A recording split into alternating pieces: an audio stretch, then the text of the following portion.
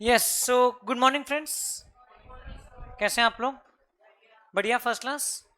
सो आज हमारी last official class for September examination. इसमें हम लोग जीएसटी के अमेंडमेंट्स पढ़ेंगे। जीएसटी से रिलेटेड मई 25 तक के जितना सिलेबस एप्लीकेबल था वो आपने ऑलरेडी पढ़ लिया है। जीएसटी के अमेंडमेंट्स जो एक्स्ट्रा एप्लीकेबल है they are basically from two sources. एक अमेंडमेंट है on the basis of the amendments made by the Finance Number 2 Act 2024. Finance Number 2 Act 2024. Most of those amendments in GST were applicable with effect from 1st November 2024. तो वो 1st नवंबर से लागू हुई, इसीलिए वो मई के सिलेबस में एप्लीकेबल नहीं थी और वो सितंबर एग्जाम के सिलेबस में एप्लीकेबल है।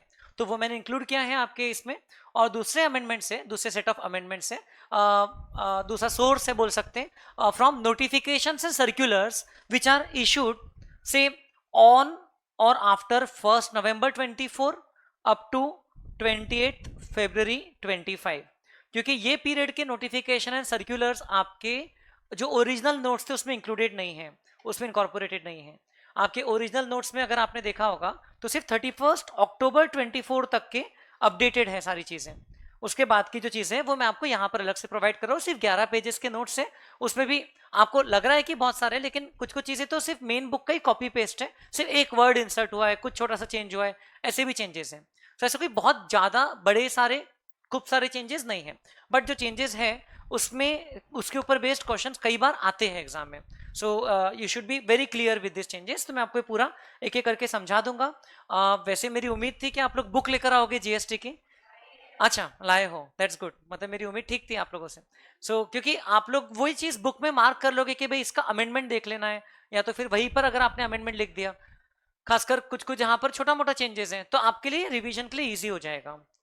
2 मॉड्यूल्स थी मेन बुक जीएसटी की, तो वो दोनों लाए हो आप लोग। ओके, सो अब हम लोग अमेंडमेंट पहले चैप्टर में जो इंट्रोडक्शन ऑफ जीएसटी रहता है उसमें कुछ खास अमेंडमेंट नहीं रहते, क्योंकि उसमें तो पुरानी बातें हैं, history of GST, what were the problems in the old system.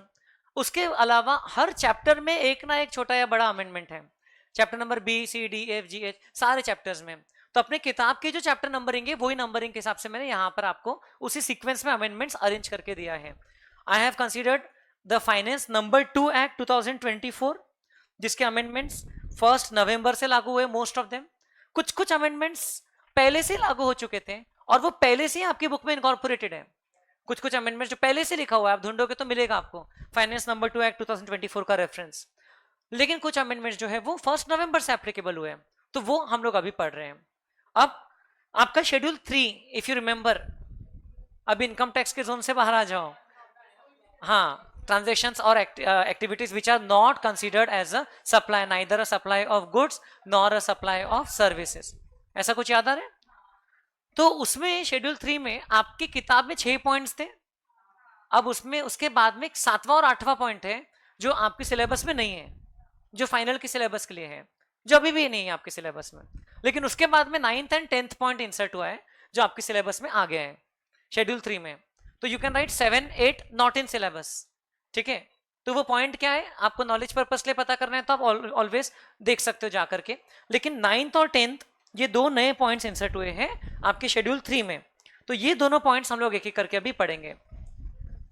Okay, सो मैंने आप लोगों को क्लास के दौरान ही बताया था कि आपने एक्सेस कैसे करना है फाइनेंस एक्ट को, या तो फिर नोटिफिकेशंस को, सर्कुलर्स को। If you remember during the first week of the class आपको मैंने ऑनलाइन जाकर के बताया था। मैंने भी सब ओरिजिनल सोर्सेज से चीज़ें देखा है, चीज़ों को लाया है। और आपके आईसीआई का भी थैंकफुली सप्लीमेंट्री स्टडी मटेरियल आ चुका है फॉर सितंबर एग्जामिनेशन, तो उसको भी कंसिडर किया है। अब ये वाला चेंज आपको सप्लीमेंट्री मटेरियल में नहीं दिखेगा, क्योंकि ये चेंज आईसीआई ने हर चैप्टर के पीछे दे दिया था। ये वहां नहीं मिलेगा। सप्लीमेंट्री में नोटिफिकेशन एंड सर्कुलर वाले चेंजेस मिलेंगे। फिर भी मैंने उस सारी चीज़ों को प्रॉपर तरीके से आपकी बुक के फॉर्मेट में in chapter wise sequence arrange कर दिया। तो 9th और 10th पॉइंट, 2 पॉइंट इंसर्ट हुए, इनको हम लोग सप्लाई नहीं मानेंगे। It will not be a supply. तो let us read this what it is. तो दोनों पॉइंट इंश्योरेंस से संबंधित है। 9th पॉइंट बोलता है एक्टिविटी ऑफ अपोर्शनमेंट ऑफ को insurance premium by the lead insurer to the co-insurer for the insurance services jointly supplied by the lead insurer and the co-insurer to the insured इन को insurance agreements. तो insurance insurance insurance insurance insurance insurance insurance insurance, ठीक है। Total 2 line में कितनी बार ensure word आ गया? 8 बार। तो आपको properly समझना है कि उसका मीनिंग क्या होता है। Subject to the condition that the lead insurer pays the GST on the entire amount of premium paid by the insured। अब देखिए को इंश्योरेंस क्या होता है वो यहां पर आपको समझाया गया है। आपको प्रिंट आउट दिया ताकि आप उसमें मार्किंग वगैरह कर सको, वरना पहले तो प्लान था कि सॉफ्ट कॉपी दे दूंगा, लेकिन प्रिंट आउट मिल गया है आई होप। सो आप उसमें प्रॉपरली मार्किंग कर लो और यही आपके नोट्स का एडेंडम बन गया। It's a part of your syllabus now. Coinsurance is a practice where multiple insurance companies, देखो नाम से समझ में आता है को इंश्योरेंस मतलब कि एक से ज्यादा इंश्योरेंस कंपनी आपको कवर प्रोवाइड कर रही है। Multiple insurance companies jointly cover a single insurance policy instead of a single insurer bearing the entire risk. The risk is shared between 2 और मोर इंश्योरर्स कॉल्ड एज को इंश्योरर्स। ओके, मतलब कि जैसे कि कोई भी इंश्योरेंस पॉलिसी आप लेते हो सिंगल इंश्योरेंस कंपनी से नॉर्मली लेते हो, लेकिन कभी कभी जैसे अभी आपको पता है अहमदाबाद का प्लेन क्रैश हुआ तो उसमें इंश्योरेंस कंपनीज के ऊपर में बहुत बड़ा बर्डन आया, अनप्रेसिडेंटेड ब्लैक स्वॉन इवेंट बोलते हैं उसको।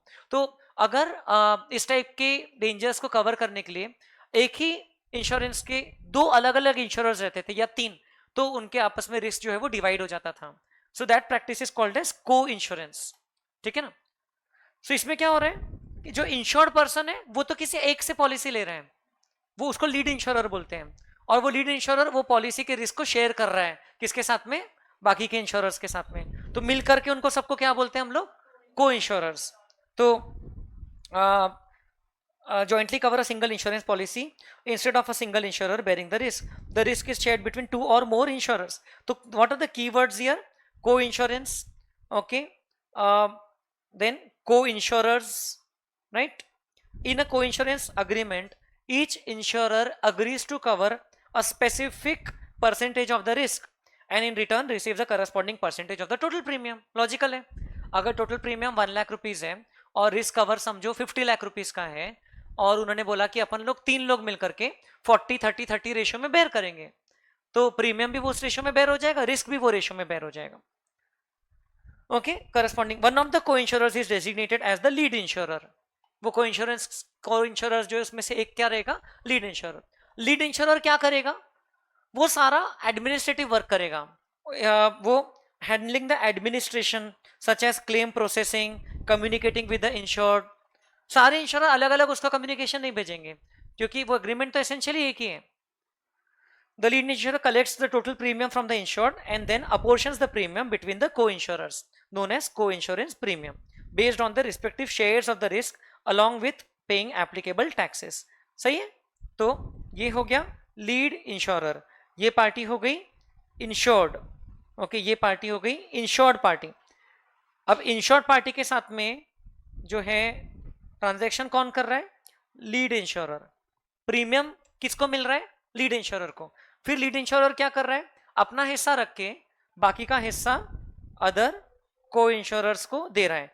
को इंश्योरर नंबर 1, को insurer number 2, even lead insurer is one of the को इंश्योरर ओनली। समझ रहे? मान लो टोटल ये 3 इंश्योरर्स हैं, तो ये 3 लोगों में प्रीमियम जो है वो बढ़ जाएगा। इजी है। अब बोला क्या गया है कि अगर यहां पर देखने का तात्पर्य क्या हुआ है कि अगर ये लीड इंश्योरर ने प्रॉपरली प्रीमियम पे जीएसटी कलेक्ट किया है, टोटल प्रीमियम पे अगर ये टोटल अमाउंट पे जीएसटी लीड इंश्योरर ने अगर कलेक्ट कर लिया है, तो क्या होगा? तो फिर ये लीड इंश्योरर जो को इंश्योरर के साथ में शेयर कर रहा है उसमें जीएसटी दोबारा नहीं लगेगा, उसको सप्लाई मानेंगे ही नहीं। सो ये लिखा है activity of apportionment of the premium by the lead insurer to the co-insurer for the insurance services jointly supplied by the lead insurer and co-insurer। तो वैसे तो सर्विसेज सब मिलके सप्लाई कर रहे हैं, लेकिन ये है दूसरी पार्टीज। तो ये जो अपॉर्शनमेंट हो रहा है इस केस में इसको यहां पर सप्लाई नहीं मान रहे, तो नो सप्लाई। समझ आ रहा है क्या? एंड इसको हम लोग सप्लाई मान रहे। लीड इंश्योरर जो इंश्योर्ड पर्सन को सर्विसेज दे रहा है उसको तो सप्लाई मान रहे हैं, उसमें जीएसटी एप्लीकेबल है, बट प्रोवाइडेड इस वाली सर्विस में पूरी तरह जीएसटी एप्लीकेबल है तो फिर इसमें दोबारा जीएसटी नहीं लगेगा। Because the government's intention is to collect the revenue without harming the interest of revenue, तो इसमें रेवेन्यू पूरी तरह कलेक्ट हो जाएगा। समझ आ रहा है क्या? So therefore there will be no sharing of the no further applicability of GST. वरना वही बात होती थी कि फिर एक पार्टी जीएसटी दे रही है, फिर उसका क्रेडिट लेती थी, टोटल आउटपुट में से पे करती थी, तो उससे अच्छा उन्होंने बोला यहां पर जीएसटी लगाओ ही मत। Okay, when the lead insurer is apportioning the premium to the co-insurers, even though they are also service providers, but उनके वाले पार्ट पे जीएसटी लगाओ मत अलग से, क्योंकि टोटल वाले पार्ट पे प्रथमेश जीएसटी कहां लग जा रहा है? अभी यहां पर लग जा रहा है। समझ में आ रहा है क्या? ऐसा है। सो activity of apportionment of co-insurance premium by the lead insurer to the co-insurer for the insurance services jointly supplied by the lead insurer and co-insurer to the insured in case of co-insurance agreements, subject to the condition. What is the condition? That the lead insurer pays the entire GST on the entire amount of premium paid by the insured. पूरा GST government को कौन पे कर रहा है? Lead insurer, वो insured person से collect करके पे कर दे रहा है। Is this okay? समझ आया क्या? ऐसा है। देन शेड्यूल 3 में ये 9th पॉइंट था, ये उसको समझाने के लिए था। This point is not given in the act, ये सीजीएसटी एक्ट के अंदर नहीं आया, ये जो पूरा पैराग्राफ ये वाला, सिर्फ ये पॉइंट एंट्री नंबर 9 आई है, वो उसको समझने के लिए हम लोग ने उसका मीनिंग जो है यहां पर लिख लिया है। Similarly there is another thing, जैसे कि अभी अहमदाबाद प्लेन क्रैश में हुआ कि इवन तो बहुत सारे लोगों का जो लाइफ इंश्योरेंस था वो इंडियन कंपनीज के साथ था, but those had reinsured with the foreign insurers, जो और भी बड़ी बड़ी इंश्योरेंस कंपनीज हैं दूसरे कंट्रीज की, तो असली बर्डन जो री इंश्योरेंस कंपनी पे पड़ा। So what happens is it's the case of री इंश्योरेंस। री इंश्योरेंस में क्या होता है कि इंश्योरर जो है वो इंश्योर्ड पर्सन के साथ कॉन्ट्रैक्ट करता है। ओके, ये है मेन इंश्योरर, ओके, ये है मेन इंश्योरर, इंश्योरेंस कंपनी, और ये किसको देता है? ये री इंश्योरर रहता है, ये री इंश्योरर के साथ में कॉन्ट्रैक्ट कर लेता है कि भाई इंश्योर्ड पर्सन को कौन सर्विस दे रहा है? Insurance company. उसके बदले में इंश्योर्ड पर्सन इंश्योरेंस कंपनी को क्या देगी? प्रीमियम देगी, राइट? लेकिन इंश्योरेंस कंपनी कभी कभार अपने रिस्क को प्रोटेक्ट करने के लिए, इनफैक्ट ये इंश्योरेंस के रेगुलेशंस के हिसाब से जरूरी भी होता है, they have to pass on the burden to another insurance company, it's called as re insurance. तो कभी ये कंपनी के ऊपर बहुत बड़ा बर्डन आया तो वो उनको टेंशन नहीं लेना है, the risk is actually shared. But here it is not exactly a case of co-insurance because they are not directly concerned with this person. Co-insurance में these people combined were providing services to the insured. यहां पर क्या हो रहा है? ये insured person को कुछ लेना देना नहीं है, इंश्योरेंस कंपनी ने किसके साथ में री इंश्योरेंस किया है। इंश्योरेंस कंपनी री इंश्योरेंस करती है, तो देखो नीचे आपको उसका एक्सप्लेनेशन दिया है।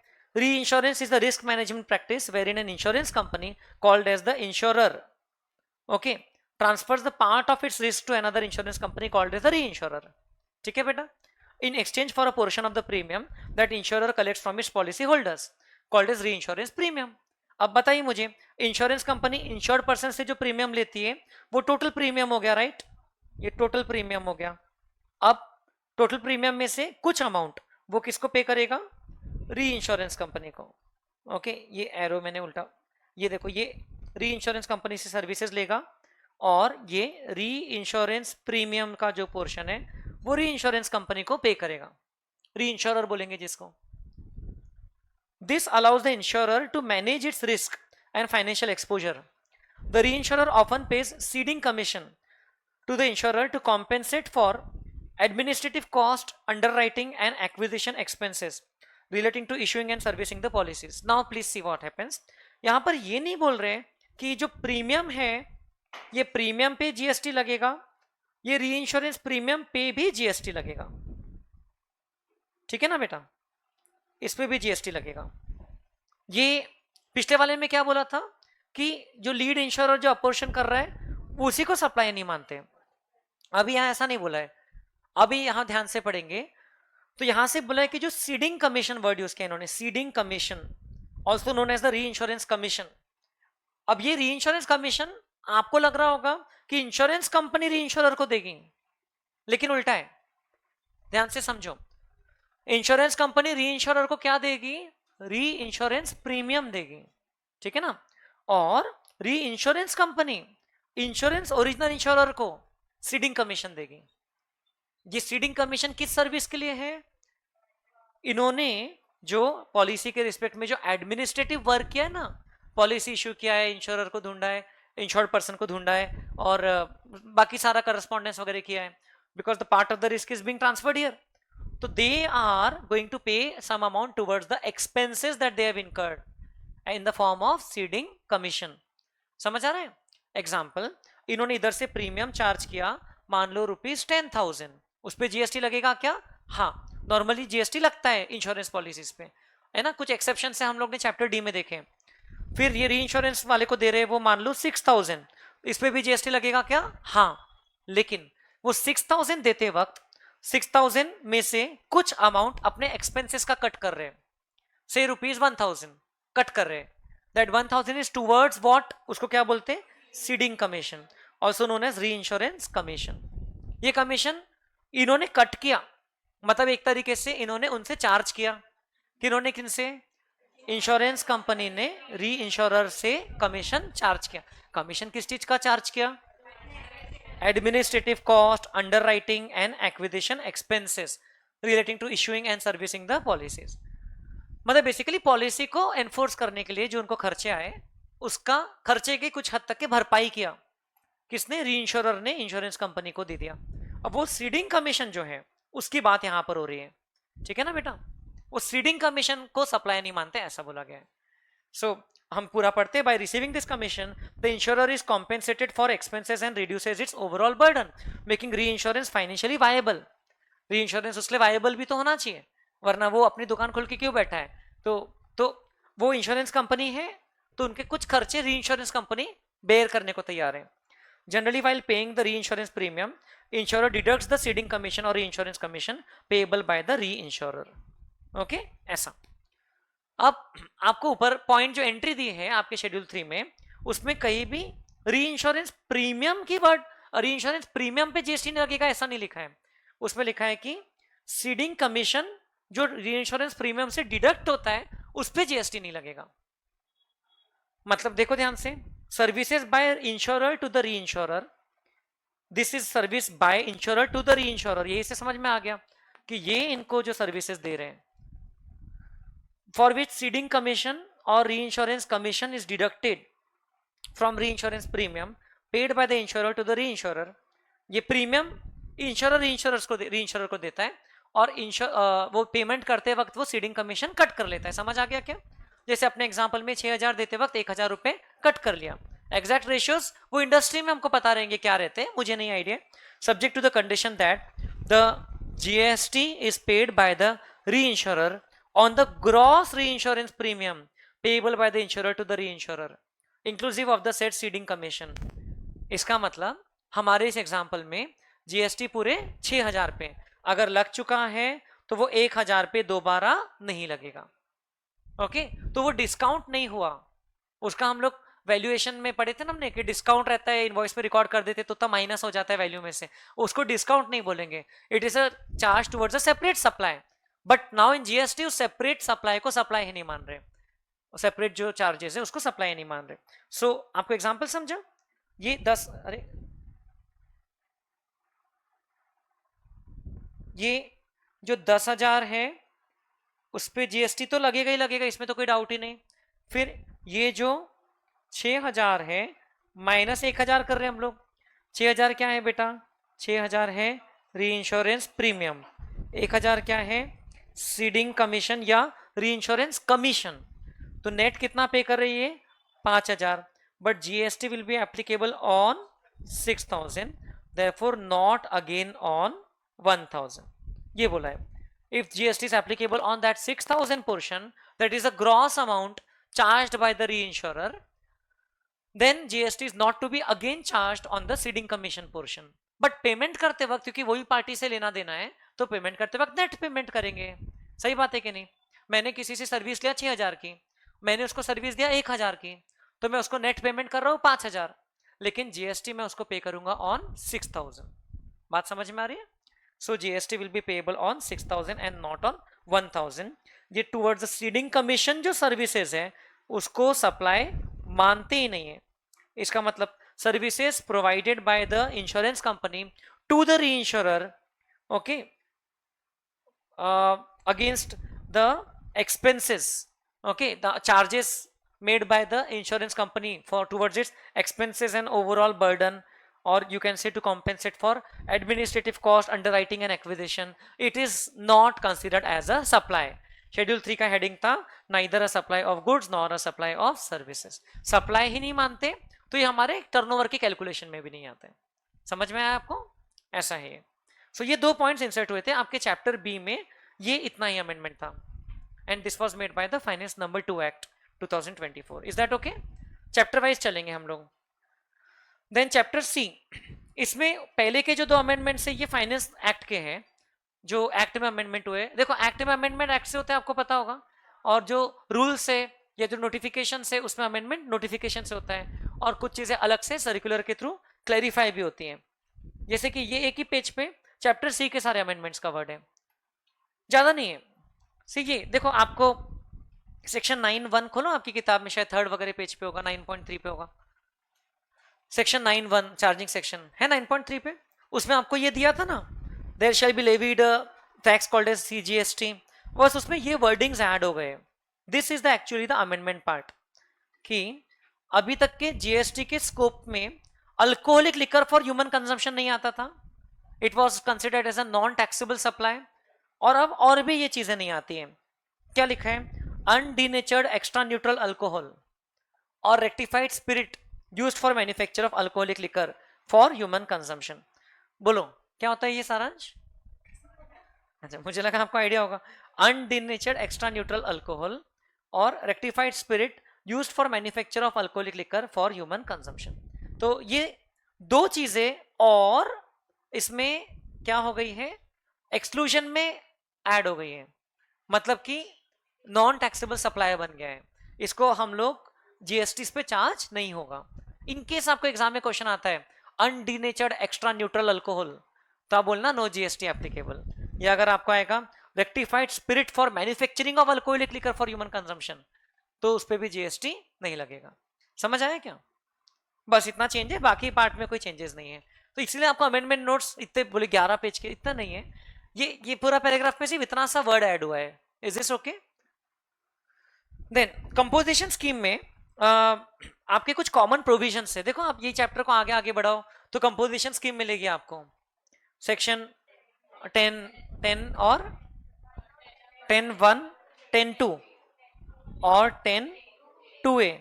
उसके फिर कुछ कॉमन प्रोविजंस हैं कंपोजिशन स्कीम के 2nd पेज पे.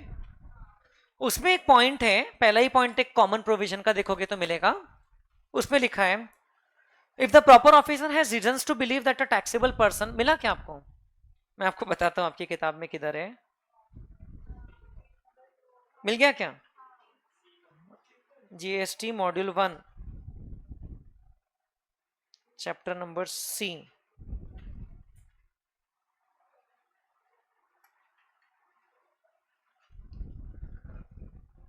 Common provisions, page number C.17. ये वाला प्रोविजन था. मिला इसमें? इसमें ये पहला पॉइंट था, यही पॉइंट मैंने उठा के इसमें एक छोटा सा अमेंडमेंट हुआ है वो बता रहा हूं. मिला क्या? ये अमेंडमेंट हुआ है.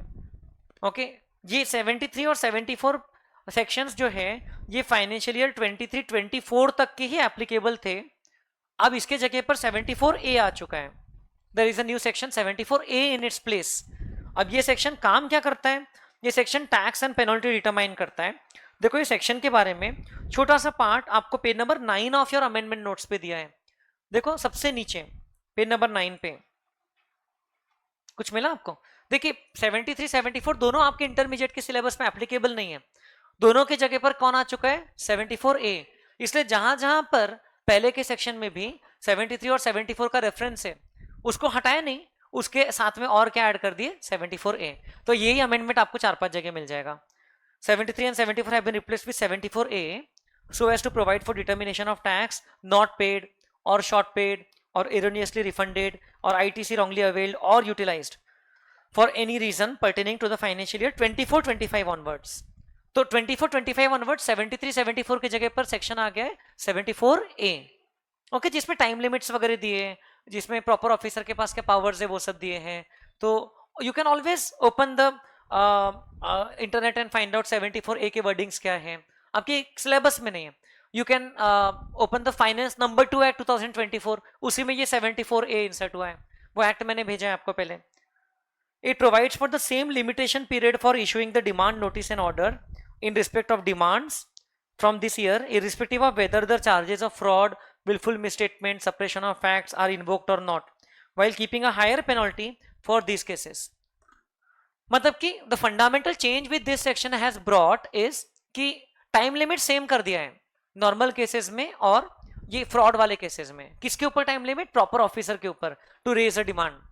ओके, जब आपने शॉर्ट टैक्स पे किया है या आपने एक्स्ट्रा आईटीसी अवेल कर लिया है वगैरह वगैरह, तो पहले टाइम लिमिट अलग थी, पहले भी आपको नहीं पता था क्या थी, क्योंकि वो प्रोसीजरल एस्पेक्ट है, आपके सिलेबस में नहीं है. अभी टाइम लिमिट क्या कर दिया उन लोगों ने? अभी टाइम लिमिट उन लोगों ने सेम कर दिया है, बट उसकी पेनल्टी को बढ़ा दिया है. फ्रॉड वाले केसेस की पेनल्टी उन लोगों ने ज्यादा रखा है. ये पूरा जो डब्बा लिखा है ये सिर्फ आपकी जानकारी के लिए दिया है कि 73 74 की अब एप्लीकेबिलिटी खत्म हो गई है और अब उसकी जगह पर कौन सा आ गया है? 74A. इसीलिए आपको किताब में जहां जहां पर देखो, इसके ऊपर में भी यहां दिख रहे हैं 74 और 74A, सिर्फ ये तो अमेंडमेंट है. तो जहां जहां पर आपको पूरे किताब में 73 और 74 लिखा था, अब उसके आगे आ जाएगा और 74A.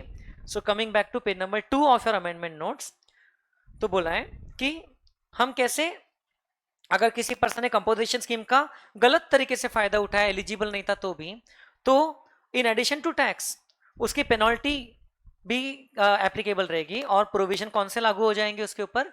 73, 74 और 74A. अब सेक्शन 74A लागू हो जाएगा with effect from financial year 24-25 onwards. Section 74A will be applicable. Is that okay? बस ऐसा था. देन तो ये चेंज उतना सिग्निफिकेंट चेंज नहीं है, आपके एग्जाम में क्वेश्चन पूछने के एंगल से कोई खास चेंज नहीं है, बट मुझे बताना पड़ेगा क्योंकि वो एक्ट में चेंज आया है. अब एक चेंज रिवर्स चार्ज नोटिफिकेशन में आया है through notification number 7/2025 central tax rate. वैसे you are suppose to remember reverse charge notification number as well. Original जो रिवर्स चार्ज नोटिफिकेशन नंबर था 13/2017. ओके, एंड जो एग्जेम्पशन नोटिफिकेशन नंबर है वो थी 12 सेंट्रल टैक्स रेट. तो अब उसमें चेंज नोटिफिकेशन के थ्रू आया, इसके पहले भी कई बार आया है ये पॉइंट, खुद एक पहले की कोई नोटिफिकेशन से इंसर्ट हुआ था. अभी लेकिन ये 2 पॉइंट में कुछ वर्डिंग्स में चेंजेस आया है, तो देख लो क्या चेंज आया है. सो स्पॉन्सरशिप वाले केस में आपको याद होगा, तो अब पहले था कि any person providing services of sponsorship to any body corporate or partnership firm, तो such a recipient is liable to reverse charge. Reverse charge याद है, लेकिन अब बोल दिया है any person other than a body corporate. तो मैंने आपको जो पहले एग्जांपल दिया था इसमें चैप्टर नंबर सी, ये देखिए ये अपनी लिस्ट थी. अब इसमें जो इवेंट ऑर्गेनाइजर है पहले कोई भी हो सकता था. रेसिपिएंट अगर कंपनी है, बॉडी कॉर्पोरेट या पार्टनरशिप फर्म है, तो क्या होता था उसमें रिवर्स चार्ज लगता था. टाटा आईपीएल का एग्जांपल दिया था. बट अब if this event is being conducted by a body corporate, then reverse charge will not be applicable in case of sponsorship. ठीक है, तो अब ये ऑर्गेनाइजर कौन होगा तभी रिवर्स चार्ज लगेगा? Any person other then body corporate. जैसे कि ऐसे आपके स्टूडेंट्स लोगों की ग्रुप ने एक क्रिकेट टूर्नामेंट ऑर्गेनाइज किया जिसको कैप्स लर्निंग प्राइवेट लिमिटेड ने स्पॉन्सर किया, तो कैप्स लर्निंग प्राइवेट लिमिटेड पे रिवर्स चार्ज लगेगा. लेकिन आप खुद एक कंपनी बनाते हो और फिर आप हमसे स्पॉन्सरशिप मांगते हो, तो रिवर्स चार्ज नहीं लगेगा, उसमें फॉरवर्ड चार्ज लगेगा. Is that okay? ये लिखा है. तो दिस इज द अमेंडमेंट. तो supplier should not be a body corporate, ऐसा देखो इधर भी था, इधर भी था, देखो सिक्योरिटी पर्सनल वाले केस में भी था, ये रेंटिंग ऑफ मोटर व्हीकल वाले केस में भी था. तो वो वैसा ही पॉइंट अब यहां पर आ गया. The supplier of sponsorship services should be a non body corporate. हो सकता है इसका केस स्टडी बना करके पूछ ले आपको कि a company is providing sponsorship services to another company, examine the applicability of a person liable to pay tax. So it will be the supplier who will pay tax, the normal forward charge. But अगर इसमें जो supplier है वो other than a company है, तो it would have been the recipient. वैसे body corporate as a term is slightly broader than the term company. As you know it includes company, it is slightly broader than the term company. याद है कि नहीं? ये body corporate के बारे में आपको यहां पर दिया था, section 211 of the companies act. It includes company incorporated outside India but does not include a cooperative society and any other body corporate which the government may by notification specify. तो companies act में जो meaning आता है वो, for example RBI is not a company but RBI is a body corporate. Okay, so अब ये आगे से ये जो स्लाइड है इसमें मुझे चेंज करना पड़ेगा.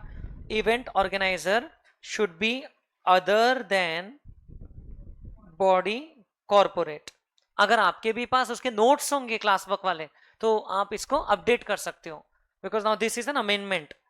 Event organizer should be other than body corporate, only then reverse charge would be attracted. तो accordingly आपके कुछ solved क्वेश्चंस के भी आंसर चेंज हो सकते हैं, आपको ध्यान से देखना पड़ेगा. बोलिए. हाँ, अब मुझे ये नहीं पता कि ये कंपनी है कि क्या है, बट मोस्टली कंपनी होगी. बीसीसीआई इज अगेन, उसका स्ट्रक्चर क्या है वो देखना पड़ेगा कि बीसीसीआई का स्ट्रक्चर क्या है और आईपीएल कौन कंडक्ट करता है. BCCI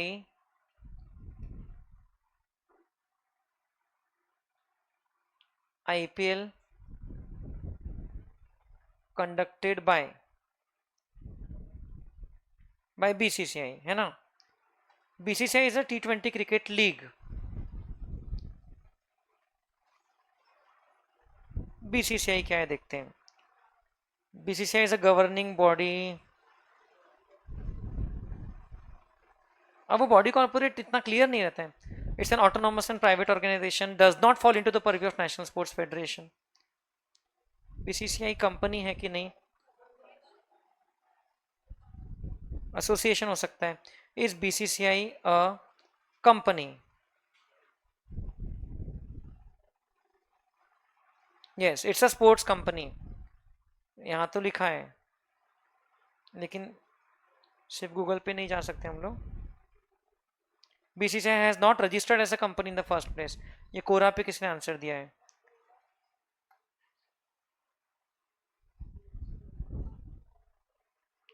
autonomous private organisation. तो उसका जो लीगल स्ट्रक्चर है ना वो देखना पड़ेगा. If it falls under the company, is a company legally, legal और इलीगल पूछ रहे. No, it's not legally a company.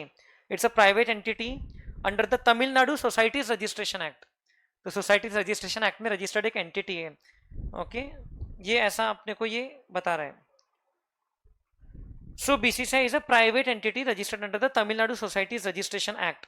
हम लोग ने अभी वहां पर पढ़ा बॉडी कॉर्पोरेट केस में कि it does not include cooperative society registered under any law relating to cooperative societies. ना अब वो कोऑपरेटिव सोसाइटी के इसमें बैठता है तो फिर वो बॉडी कॉर्पोरेट तो पक्का नहीं है. ठीक है, इन दैट केस इसमें अभी भी आईपीएल पे, क्योंकि बीसीसीआई ऑर्गेनाइजर है तो इस पे अभी भी रिवर्स चार्ज लगेगा if that is the case. But we have to still go and see the actual legal structure कि आईपीएल के लिए उन्होंने कोई सेपरेट कंपनी बना के कंडक्ट कर रहे हैं कि क्या कर रहे हैं, वो स्टडी करना पड़ेगा. अभी पॉइंट समझ में आ गया आपको?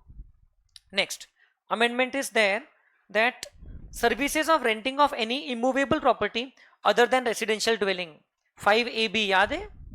Any unregistered person providing services to any registered person, renting of any immovable property. ये देखो, एनी अनरजिस्टर्ड पर्सन, ये तो मोटर व्हीकल का चार्ट था. इसका चार्ट नहीं था क्या अपने पास में?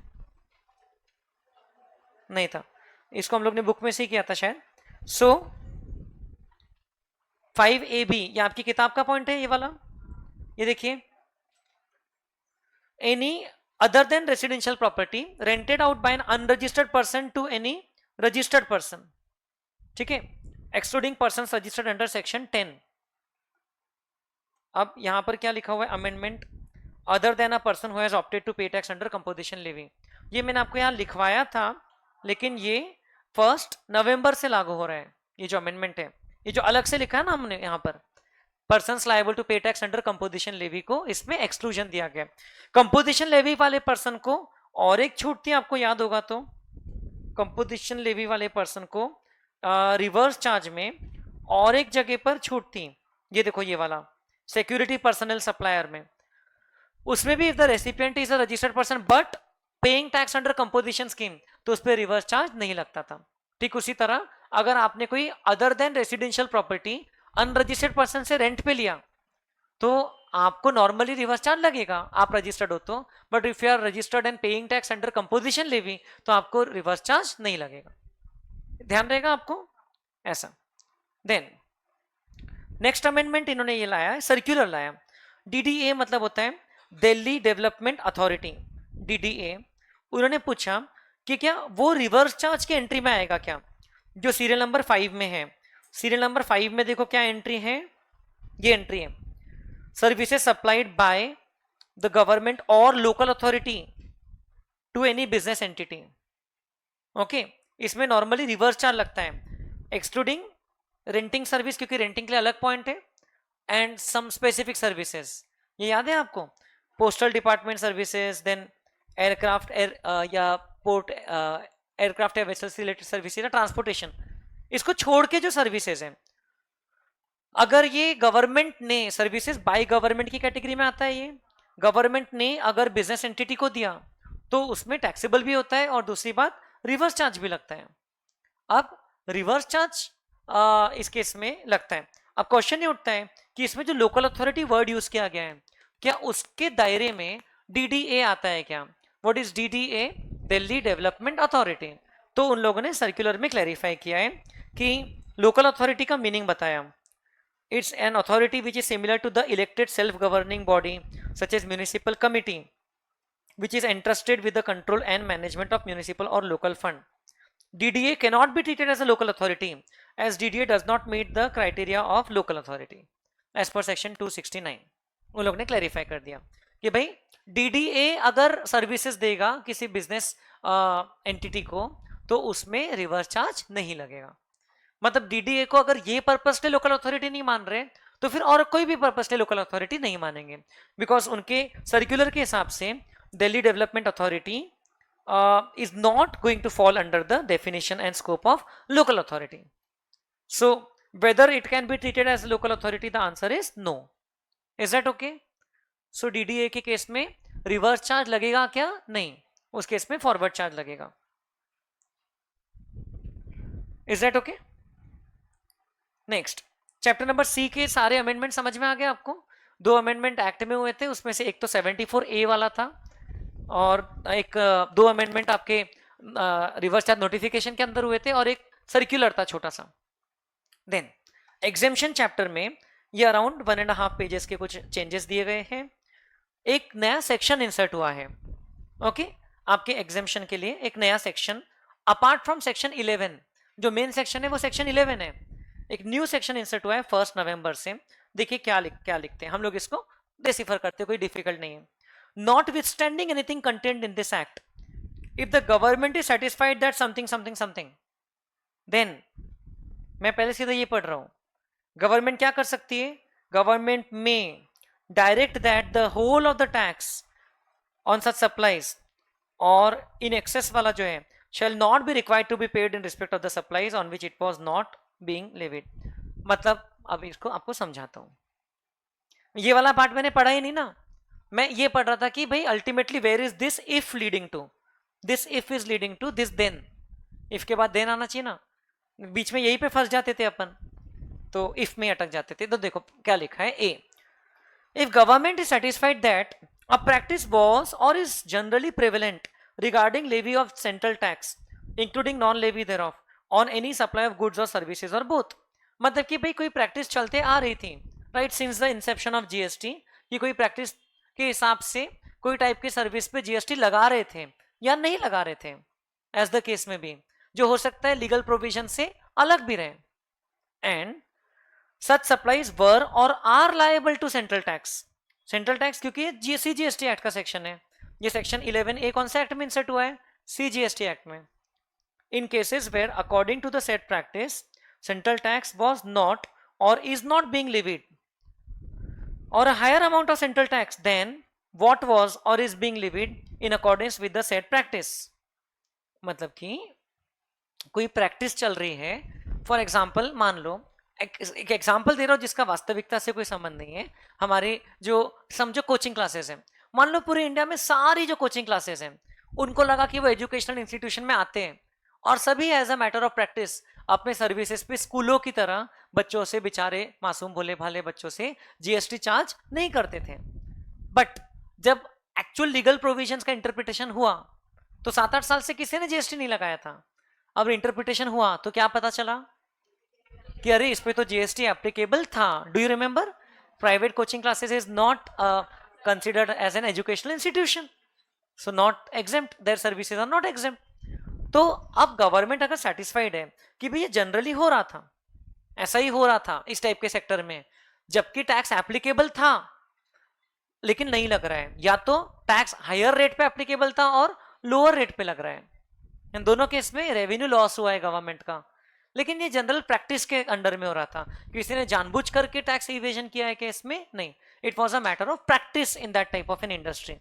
तो बोला द गवर्नमेंट में on the recommendations of the council, कौन सा council, the GST council, by notification in the official gazette, direct that whole of the central tax payable on such supplies, or as the case may be, the central tax in excess of that payable on such supplies, but for the said practice shall not be required to be paid in respect of the supplies। मतलब कहना क्या चाहते हैं कि पूरा tax जितना नहीं पे किया, अगर ये वाला केस था तो माफ कर देंगे। ओके, द गवर्नमेंट में कहाँ लिखा है वर्डिंग्स, गवर्नमेंट में direct that the tax shall not be required to be paid. तो मतलब कि वर्ड्स क्या निकल रहे हैं, if something happen is happening, was or is happening, then the government may, देखो ये वर्ड्स का कनेक्शन कैसा है, द गवर्नमेंट में डायरेक्ट, व्हाट द गवर्नमेंट में डायरेक्ट, दैट द गवर्नमेंट में direct that the tax payable shall not be required to be paid. जितने मैंने वर्ड्स अंडरलाइन किए उससे आपका सेंटेंस बन रहा है क्या? अब बीच के फिलर वर्ड्स के साथ में उसको इंटरप्रेट करो।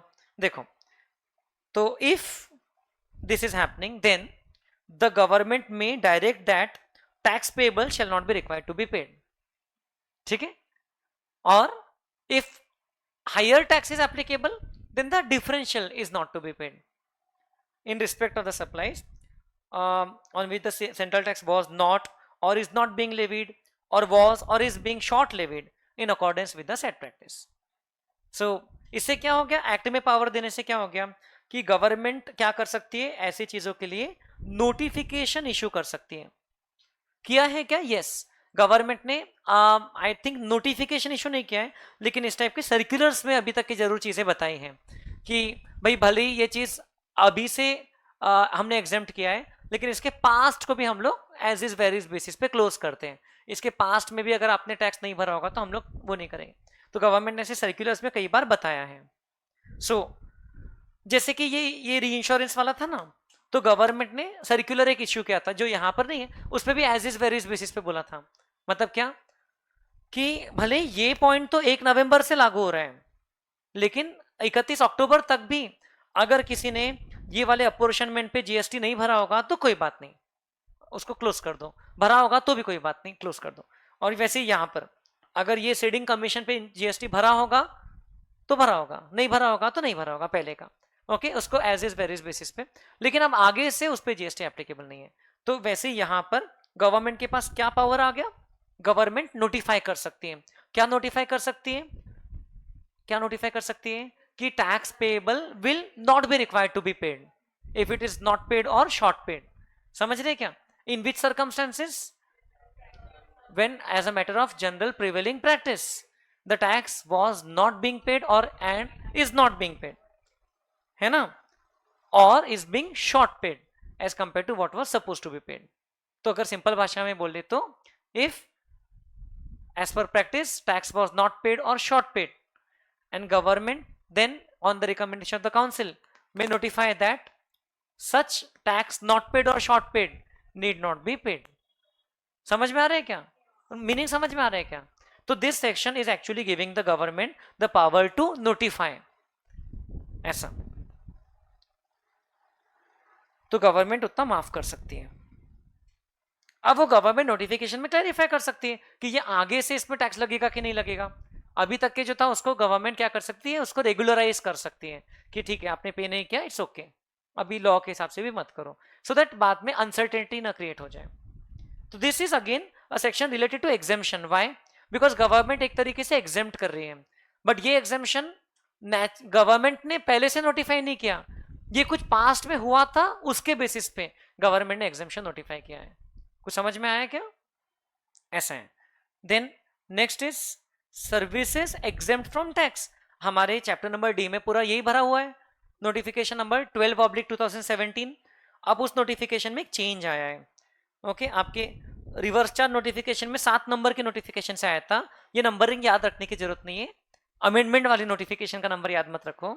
और आपके एग्जेम्पशन वाली नोटिफिकेशन में भी कुछ चेंजेस आए हैं। देखो क्या क्या चेंजेस आए हैं। एक एंट्री नंबर 25A है, उसमें एंड की जगह और आ गए। उसका मीनिंग क्या होता है? देखिए आपको क्या लिखा था 25A में कि services by way of providing metering equipment on rent, testing for meters, transformers, capacitors, releasing electricity connection, shifting of meters, etc., issuing duplicate bills, which are incidental or ancillary to the supply of transmission and distribution of electricity provided by electricity transmission and distribution utility। ऐसा था ना? अब उन्होंने बोला कि नहीं, it can B, क्योंकि technically transmission and distribution फिर दोनों होना चाहिए, एंड बोला है तो उन्होंने बोला कि नहीं नहीं नहीं, इसको अमेंड कर लो, and these amendments will be effective from 16th January। But there is a separate circular which is not in our syllabus, जिसमें बोल दिया कि 15 जनवरी तक भी अगर आपने और मान के किया होगा तो चलता है, एज इज वेरिस। ओके, तो और का मतलब क्या होता है कि अगर सिर्फ ट्रांसमिशन या सिर्फ डिस्ट्रीब्यूशन का एक्टिविटी के लिए आपने किया है, या अगर जो कंपनी है वो सिर्फ इलेक्ट्रिसिटी ट्रांसमिशन कंपनी है या इलेक्ट्रिसिटी डिस्ट्रीब्यूशन कंपनी है, जैसे आपको पता है MACTCL, Maharashtra state electricity transmission company limited, MACDCL distribution company limited, तो अलग अलग फंक्शन हो गया ना दोनों का। सो पहले MACB के अंडर में आता था, लेकिन ये अलग अलग कंपनीज हैं, तो इलेक्ट्रिसिटी ट्रांसमिशन और डिस्ट्रीब्यूशन। समझ में आ रहा है क्या? तो एंड की जगह पर और ला दिया।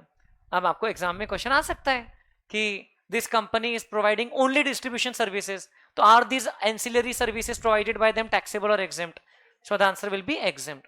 Now as a student of September examination, as on 20th February को जो सिलेबस रहेगा उसके हिसाब से आंसर लिखना है आपको, अनलेस एकदम ही डेट वेट के साथ पूछ लिया तो आप ये मान के चलो कि जो लेटेस्ट प्रोविजन है वो आपको सॉल्व करना है। टेंशन मत लो कि ये डेट के पहले ये था, ये डेट के बाद ये था, नहीं तो पागल हो जाओगे। सो आपको लास्ट में क्या था, वो इनकम टैक्स में 23 जुलाई सफिशिएंट नहीं है क्या? देन 36B, ये एक नया पॉइंट इंसर्ट हुआ, न्यू एंट्री। आप ये ढूंढोगे तो नहीं था ना पहले आपके सीक्वेंस में। देखो क्या लिखा है, services of insurance provided by motor vehicle accident fund constituted under section 164B of the Motor Vehicle Act 1988 against contributions made by the insurers out of the premiums collected for third party insurance of motor vehicles।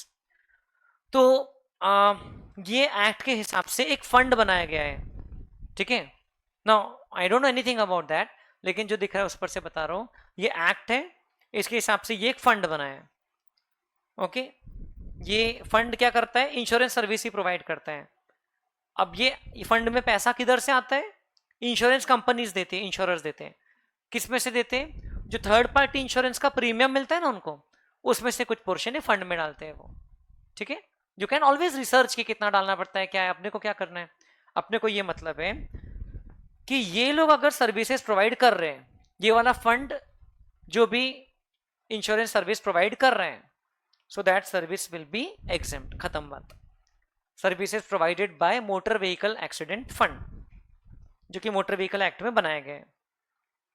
Insurer का meaning दिया है, insurer का meaning ये होता है, अब ये नहीं पूछना चाहिए, एनी इंडियन इंश्योरेंस कंपनी और statutory body established by act of parliament to carry on insurance, और इंश्योरेंस कोऑपरेटिव सोसाइटी, और foreign company engaged in reinsurance business through a branch established in India. तो इसको हम लोग insurer बोलते हैं। Insurers मिलकर के क्या बनाते हैं, आपका इंश्योरेंस। तो अब अगेन देखिए, आपके इस नोटिफिकेशन में जो अमेंडमेंट आया था उसमें ये नहीं दिया था पूरा, उसमें सिर्फ ये सेंटेंस दिया था, insurer has the same meaning as per the insurance act section 29। लेकिन फिर वो मीनिंग क्या है ये उठा करके यहां दिया है। अब आईसीआई ने उनके सप्लीमेंट्री मटेरियल में दिया इसलिए मैंने भी रख लिया है। आपको पूछेंगे क्या ये डेफिनेशन, बहुत कम चांसेस है। ये पूछ सकते हैं क्या, हाँ ये तो पूछ सकते हैं ना कि मोटर व्हीकल एक्सीडेंट फंड ने जो सर्विस दिया उस पर जीएसटी एप्लीकेबल है कि नहीं है। So the answer is exempt है, नॉन सप्लाई नहीं है, वो क्या है, जीएसटी एग्जेम्प्ट है। देन आपका सीरियल नंबर 69 जो था related to national skill development corporation, उसमें ABCDE 5 पॉइंट्स थे। अब एक बस छठवां पॉइंट ऐड हो गया, क्या लिखा, a training partner approved by the national skill development corporation. Okay, so इसकी भी जो सर्विसेज है वो एग्जेम्प्ट रहेगी। ओके, और सर्विसेज कौन से चीज से रिलेटेड रहती है वो सेम। चेंज क्या हुआ, सी पॉइंट नंबर F एक इंसर्ट हो गया, तो चाहे तो आप उसको अपनी किताब में इंक्लूड कर सकते हो, training partner approved by the national skill development corporation. Is that okay? उसकी भी services which are related to the skill development programmes will be exempt. तो देखा जाए तो एग्जेम्पशन नोटिफिकेशन में कोई खास चेंजेस नहीं थे। एक वो ट्रांसमिशन डिस्ट्रीब्यूशन का एंड की जगह और हो गया, एक वो मोटर व्हीकल एक्सीडेंट फंड वाला एक पॉइंट आ गया, और एक ये ट्रेनिंग पार्टनर वाला पॉइंट इंसर्ट हो गया नेशनल स्किल डेवलपमेंट कॉर्पोरेशन का। बाकी कुछ मेजर चेंजेस नहीं थे। देन ये एक सर्कुलर इशू हुआ जिसमें लिखा है GST applicability of GST on facility management services provided to municipal corporation of Delhi headquarters. अब देखो आपके एग्जेम्पशन नोटिफिकेशन में सीरियल नंबर 3A खोलो, सीरियल नंबर 3A खोलो एग्जेम्पशन नोटिफिकेशन में, एकदम पहले दूसरे पेज पे मिलेगा आपको, सॉरी पहले दूसरे पेज पे तो लिस्ट है, लिस्ट में पेज नंबर 4 D.4 ये मिला, ध्यान से पढ़ो। इसमें क्या लिखा है, composite supply of goods and services, the value in which the value of supply of goods constitutes not more than 25% of the value of the said composite supply provided to the central government, state government, union territory or local authority, means the recipient is the government here। इनको अगर services दे रहे हैं, composite supply मिल रहा है किससे किसी से भी, बट उस सप्लाई में value of goods should be less than or equal to 25%, should not be more than 25%। सही है, बट आगे क्या लिखा है, it should be by way of any activity in relation to any function interested to a panchayat or function interested to a municipality, तो ही वो service exempt रहेगी। इसका हम लोग ने एग्जाम्पल भी देखा हुआ है ना, ये ऊपर में भी ये सर्विसेज के बारे में था, इससे रिलेटेड हम लोग ने क्लास में भी डिस्कशन किए। अब उससे रिलेटेड पूछ रहे कि क्या म्यूनिसिपल कॉर्पोरेशन ऑफ दिल्ली ये लोकल अथॉरिटी है क्या, है, डीडीए नहीं है, थोड़ी देर पहले जो आया था ये तो है ना बेटा, ये तो म्यूनिसिपल कॉर्पोरेशन ही है, ये तो पक्का लोकल अथॉरिटी है। इन्होंने अगर फैसिलिटी मैनेजमेंट सर्विसेज लिया ओके उनके ऑफिस के मेंटेनेंस के लिए, तो क्या उसमें जीएसटी लगेगा कि नहीं लगेगा ये पूछ रहे हैं। अब इन्होंने क्लैरिफाई किया कि जो housekeeping, civil maintenance, furniture maintenance, horticulture agency वगैरह से सर्विसेज लिए, मतलब उनके ऑफिस के प्रीमाइसेस में प्लांटेशन वगैरह की भी जो सर्विसेज हो गई, गार्डनिंग वगैरह रिलेटेड, तो यहां पर क्लैरिफाई किया है these are not services supplied in relation to the functions entrusted to a municipality। क्या लिखा था वो पॉइंट में कि the services will be exempt only if they are related to municipality function और panchayat functions, only then the exemption is applicable।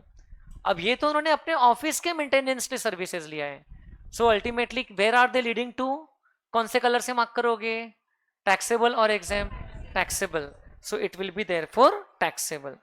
So these services are not supplied in relation to this, therefore they are not covered under 3A। Thus it is clarified that GST is applicable on the facility services provided by the facility management agency to municipal corporation of Delhi headquarters। अब ये point इन्होंने MCD headquarter के लिए तो clarify किया, तो क्या ये फॉर एग्जांपल BMC के लिए नहीं लगेगा क्या, बॉम्बे म्यूनिसिपल कॉर्पोरेशन के लिए? लगेगा। ये नागपुर म्यूनिसिपल कॉर्पोरेशन के लिए लगेगा, है ना। The point remains the same कि अगर आप अपने ऑफिस के मेंटेनेंस के सर्विसेज ले रहे हो तो वो तो कोई आपके पंचायत या म्यूनिसिपैलिटी फंक्शंस के लिए नहीं ले रहे हो ना। So therefore those services will be taxable. They will no more be exempt. They will not be exempt. Is this okay? Just because you are a local authority, not any service received by you is exempt. Only those services received by you are exempt, which are in relation to panchayat or municipality functions. Is this point clear? Amendment समझ में आ रहे बेटा? So these are a few amendments till of chapter number D. हो गया complete. Chapter number ई में तो इतना सही चेंज है, लेकिन ये चेंज सिग्निफिकेंट है। देखिए क्या लिखा है चैप्टर नंबर ई में, सर्विसेज वाला जो सेक्शन 13 है उसमें रिवर्स चार्ज वाला एक पॉइंट है कि time of supply reverse charge में क्या मानने का। तो आपको याद होगा तो we use to see date of payment और 61st day from the date of issue of invoice by the supplier. याद आ रहा है क्या कुछ? क्या बोल रहे हो? डेट ऑफ पेमेंट और credit which ever is earlier बोल रही है ना। ये टीडीएस का इंपैक्ट बहुत होता है बेटा अपने दिमाग पे, है ना। टीडीएस चैप्टर पढ़ने के बाद अच्छे से नहाना चाहिए, ठीक है, पूरा अपना पूरा क्लीन हो जाना चाहिए टेंशन। पढ़ना ही नहीं आता फिर, है ना। नहाने पे इतना आलस आता है तो पढ़ना ही नहीं फिर, है कि नहीं।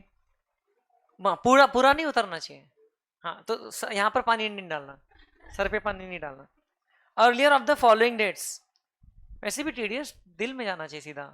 कितना अच्छा चैप्टर है ना। ए आया तो इंटरेस्ट, याद है क्या? सी आया तो कॉन्ट्रैक्टर, हाँ आपने अच्छी जे बनाया था। ए चीज अचीज, तुझे एक चीज बताता हूं ऐसा। I for rent, J for professional. देखे नहीं, आज बारिश हो रही थी तो भी मैं आपको पढ़ाने के लिए, हाँ देखो मैं कितना प्रोफेशनल हूँ, टर्फ भी जाकर के खेल के आता हूँ बारिश में। सो अब यहां पर क्या लिखा है आप भूल गए होंगे, मतलब अगर आप इनकम टैक्स का टीडीएस के मुझे अक्षर बता रहे हो आप भूल चुके हो। सर्विसेज बर्बाद हो चुके हो। ये देखो सर्विसेज के केस में क्या था, टाइम ऑफ सप्लाई, वो डेट ऑफ रिसीट नहीं देखते थे, उसमें हम लोग देखते थे डेट ऑफ पेमेंट। पेमेंट भी हम लोग किसके एंगल से देखते थे? रेसिपिएंट के एंगल से। रिवर्स चार्ज के केस में date of recording of the payment in the books of recipient or date of debit in the recipient's bank account. अब आ गया है। और तीसरा था date of issue of invoice by the supplier plus 61 days, the date immediately following the period of 60 days from the date of issue of invoice by the supplier. अब इन्होंने बोला कि सी as per the invoice chapter in some situations the recipient is liable to issue invoice. Do you remember? हाँ, basically when the supplier is unregistered and the service is covered under reverse charge service or goods, the recipient is the person liable to issue invoice. तो अभी तक के ऐसा यही वाला point था सबके लिए। अब उन लोग ने अमेंडमेंट करके क्या ला दिया कि where invoice is required to be issued by the supplier, जब देखो सप्लायर अगर रजिस्टर्ड ही है लेकिन फिर भी रिवर्स चार्ज लग रहा है, लग सकता है क्या? सप्लायर रजिस्टर्ड है फिर भी रिवर्स चार्ज लग सकता है, लग सकता है। Yes, example director and company, है ना। तो सर्विस प्रोवाइडर तो डायरेक्टर है लेकिन फिर भी कंपनी रिवर्स चार्ज में टैक्स पे करेगी, याद होगा तो। So in cases where the invoice is required to be issued by the supplier, तो उस केस पे तो अभी भी वही देखेंगे 61st day. But in cases where the invoice is required to be issued by the recipient then we will see the date of issue of invoice by the recipient. तो इसको मैं अपडेट कर देता हूं। अब ये जो पॉइंट है ये ऐसा चेंज हो जाएगा, ये पॉइंट में दो चीजें आ जाएगी। Okay, see this is how the amendments are to be incorporated. तो देखो यहां पर क्या हो रहा है, इसमें से दो चीजें में से एक होने वाला है। एक क्या हो सकता है कि if invoice is to be issued by supplier then same date of issue of invoice by the supplier plus 61 days, ऐसा पहले था। अब नया क्या आ गया है, if invoice is to be issued by recipient. If the requirement to issue the invoice is on the recipient, then no 61 days का time, then सिर्फ क्या करना है, date of issue of invoice by the recipient, date of issue of invoice by the recipient. Is that okay? क्या आपको याद है कि रेसिपिएंट को कब इनवॉइस इशू करना पड़ता है? ये हम लोग ने टैक्स इनवॉइस वाले चैप्टर के सेकेंड पेज पे देखा था, tax invoice chapter number I, इसके सेकेंड पेज पे देखा था. When is the recipient required to issue the invoice? If he is receiving the goods और services from unregistered supplier and liable to reverse charge. ठीक है, tax payable under RCM where he is receiving from unregistered persons under 9(3) और 9(4) में तो supplier रहना ही है unregistered, तो उस केस में recipient is liable to issue. अब इसमें अभी तक के टाइम लिमिट नहीं दिया था, कौन से सर्कमस्टेंसेस में इशू करना है वो था, लेकिन टाइम लिमिट इस बार अब इंक्लूड हो गया है. तो अब ये भी हम लोग पढ़ लेते हैं. आपके इनवॉइस चैप्टर में अमेंडमेंट है, ये वाला पार्ट समझा आपको? अब आपके इनवॉइस चैप्टर का अमेंडमेंट पहले कर लेते हैं. Page number 9 of your amendment notes. इसमें देखो सबसे पहला पॉइंट आई पॉइंट 1 मिला क्या? Time limit for issuing tax invoice where recipient is required to issue the invoice. ये सेक्शन 31(3)(f) में अमेंडमेंट आया कि आप कब तक के इनवॉइस इशू करने के लिए लायबल हो एज अ रेसिपिएंट.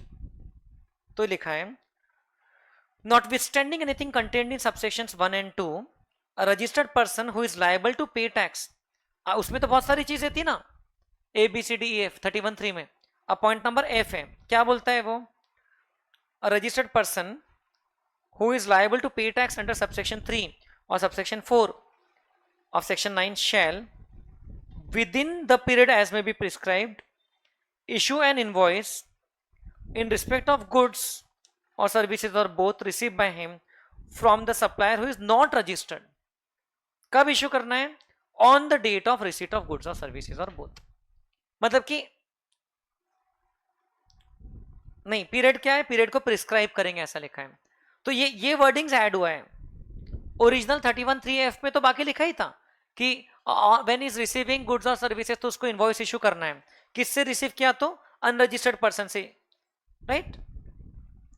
तो उसमें उन्होंने बोला कि अब यहां पर इंसर्ट कर दिया एक्ट में कि इसका पीरियड हम प्रिस्क्राइब कर देंगे, कितने समय में इशू करना है. अभी तक की कोई टाइम लिमिट नहीं थी.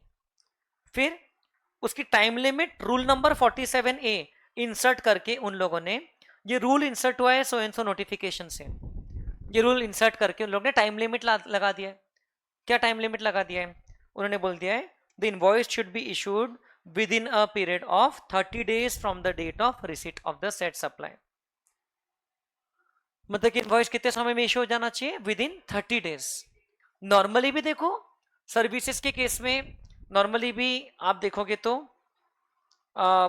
सर्विसेज के केस में सप्लाई करने के बाद 30 days का टाइम लिमिट था इशूअर सप्लायर को. याद नहीं क्या आपको? सर्विसेज में ये इनवॉइस चैप्टर में पढ़ा था हमने, time limit for issuing the invoice was 30 days, है ना. अब यहां पर सर्विस और गुड्स दोनों के लिए बोल दिया. टाइम लिमिट क्या बोल दिया, कब तक इशू करना है? Time limit 30 days from date of receipt of goods और सर्विसेज. ये अमेंडमेंट हुआ है. मतलब कि ये कौन से सर्कमस्टेंसेस में इशू करता है? जब ये अनरजिस्टर्ड पर्सन से सप्लाई ले रहा है, जो रिवर्स चार्ज में कवर्ड है. लेकिन कब तक की इनवॉइस इशू करना है रेसिपिएंट को? अब टाइम लिमिट आ गई है. Time limit is 30 days. कब से 30 days? From the date of receipt of goods और सर्विसेज. समझ आया क्या? और ऐसे केस में उन्होंने टाइम ऑफ सप्लाई भी चेंज कर दिया. चैप्टर ई में जाके टाइम ऑफ सप्लाई क्या कर दिया है? अगर recipient liable to issue the invoice है तो date of issue of invoice by the recipient, ठीक है, और date of payment whichever is earlier. और अगर सप्लायर ही इनवॉइस इशू करने के लिए लायबल है, सप्लायर कब लायबल होता है रिवर्स चार्ज में? जब सप्लायर खुद रजिस्टर्ड है तो सप्लायर लायबल होता है. हो सकता है कि जीटीए रजिस्टर्ड है लेकिन रिवर्स चार्ज एप्लीकेबल है, इसलिए जीटीए टैक्स नहीं पे कर रहे हैं, लेकिन वो रजिस्टर्ड है तो वो इनवॉइस इशू करेगा. समझ रहे क्या? So in that case the GTA will be liable to issue the invoice if is registered. तो इसमें रेसिपिएंट के लिए टाइम लिमिट दे दिया है। दोनों में से एक ही जन इनवॉइस इशू करने के लिए लाइबल है।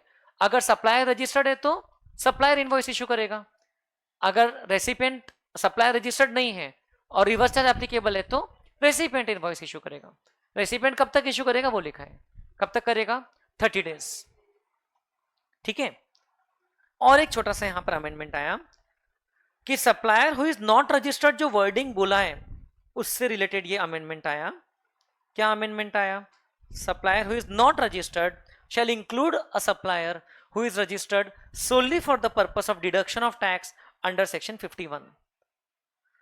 आपको याद होगा एस्टैब्लिशमेंट ऑफ गवर्नमेंट डिपार्टमेंट वगैरह जो कि सिर्फ टीडीएस पर्पस के रजिस्ट्रेशन लिए हैं, उसको हम लोग अनरजिस्टर्ड सप्लायर ही मानेंगे।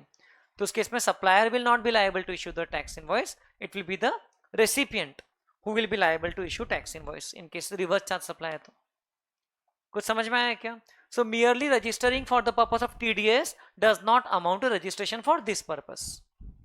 तो इसमें क्या होगा, इसमें रिवर्स चार्ज तो लग ही रहा है, लेकिन कौन लायबल रहेगा? TDS वाले, जो सप्लायर सिर्फ TDS के रजिस्ट्रेशन लिया है उसके सप्लाई में recipient will be liable to issue the invoice. Invoice कितने दिन में इशू करना है? 30 डेज में from the date of receipt of the supply of goods and और सर्विसेज। तो ये मैंने एक्ट का अमेंडमेंट और रूल्स का अमेंडमेंट साथ में कंबाइन करके बता दिया क्योंकि वो कनेक्टेड था। एक्ट में उन लोगों ने क्या किया, रूल प्रिस्क्राइब करने का पावर दिया और फिर रूल प्रिस्क्राइब भी कर दिया, और वो उसको लागू कब से किया? 1 नवंबर से। Did you understand everybody? ये हम लोग वापस आ जाते हैं। We were reading amendment of chapter E भी हो गया पूरा, ये पूरा हो गया। अब chapter F, place of supply. Place of supply से संबंधित ये एक सर्कुलर आया है, clarification regarding place of supply of online services, okay, to unregistered recipients. ठीक है, ऑनलाइन सर्विसेज जो अनरजिस्टर्ड रेसिपिएंट को सप्लाई किया, उसका प्लेस ऑफ सप्लाई का सर्कुलर है। देखिए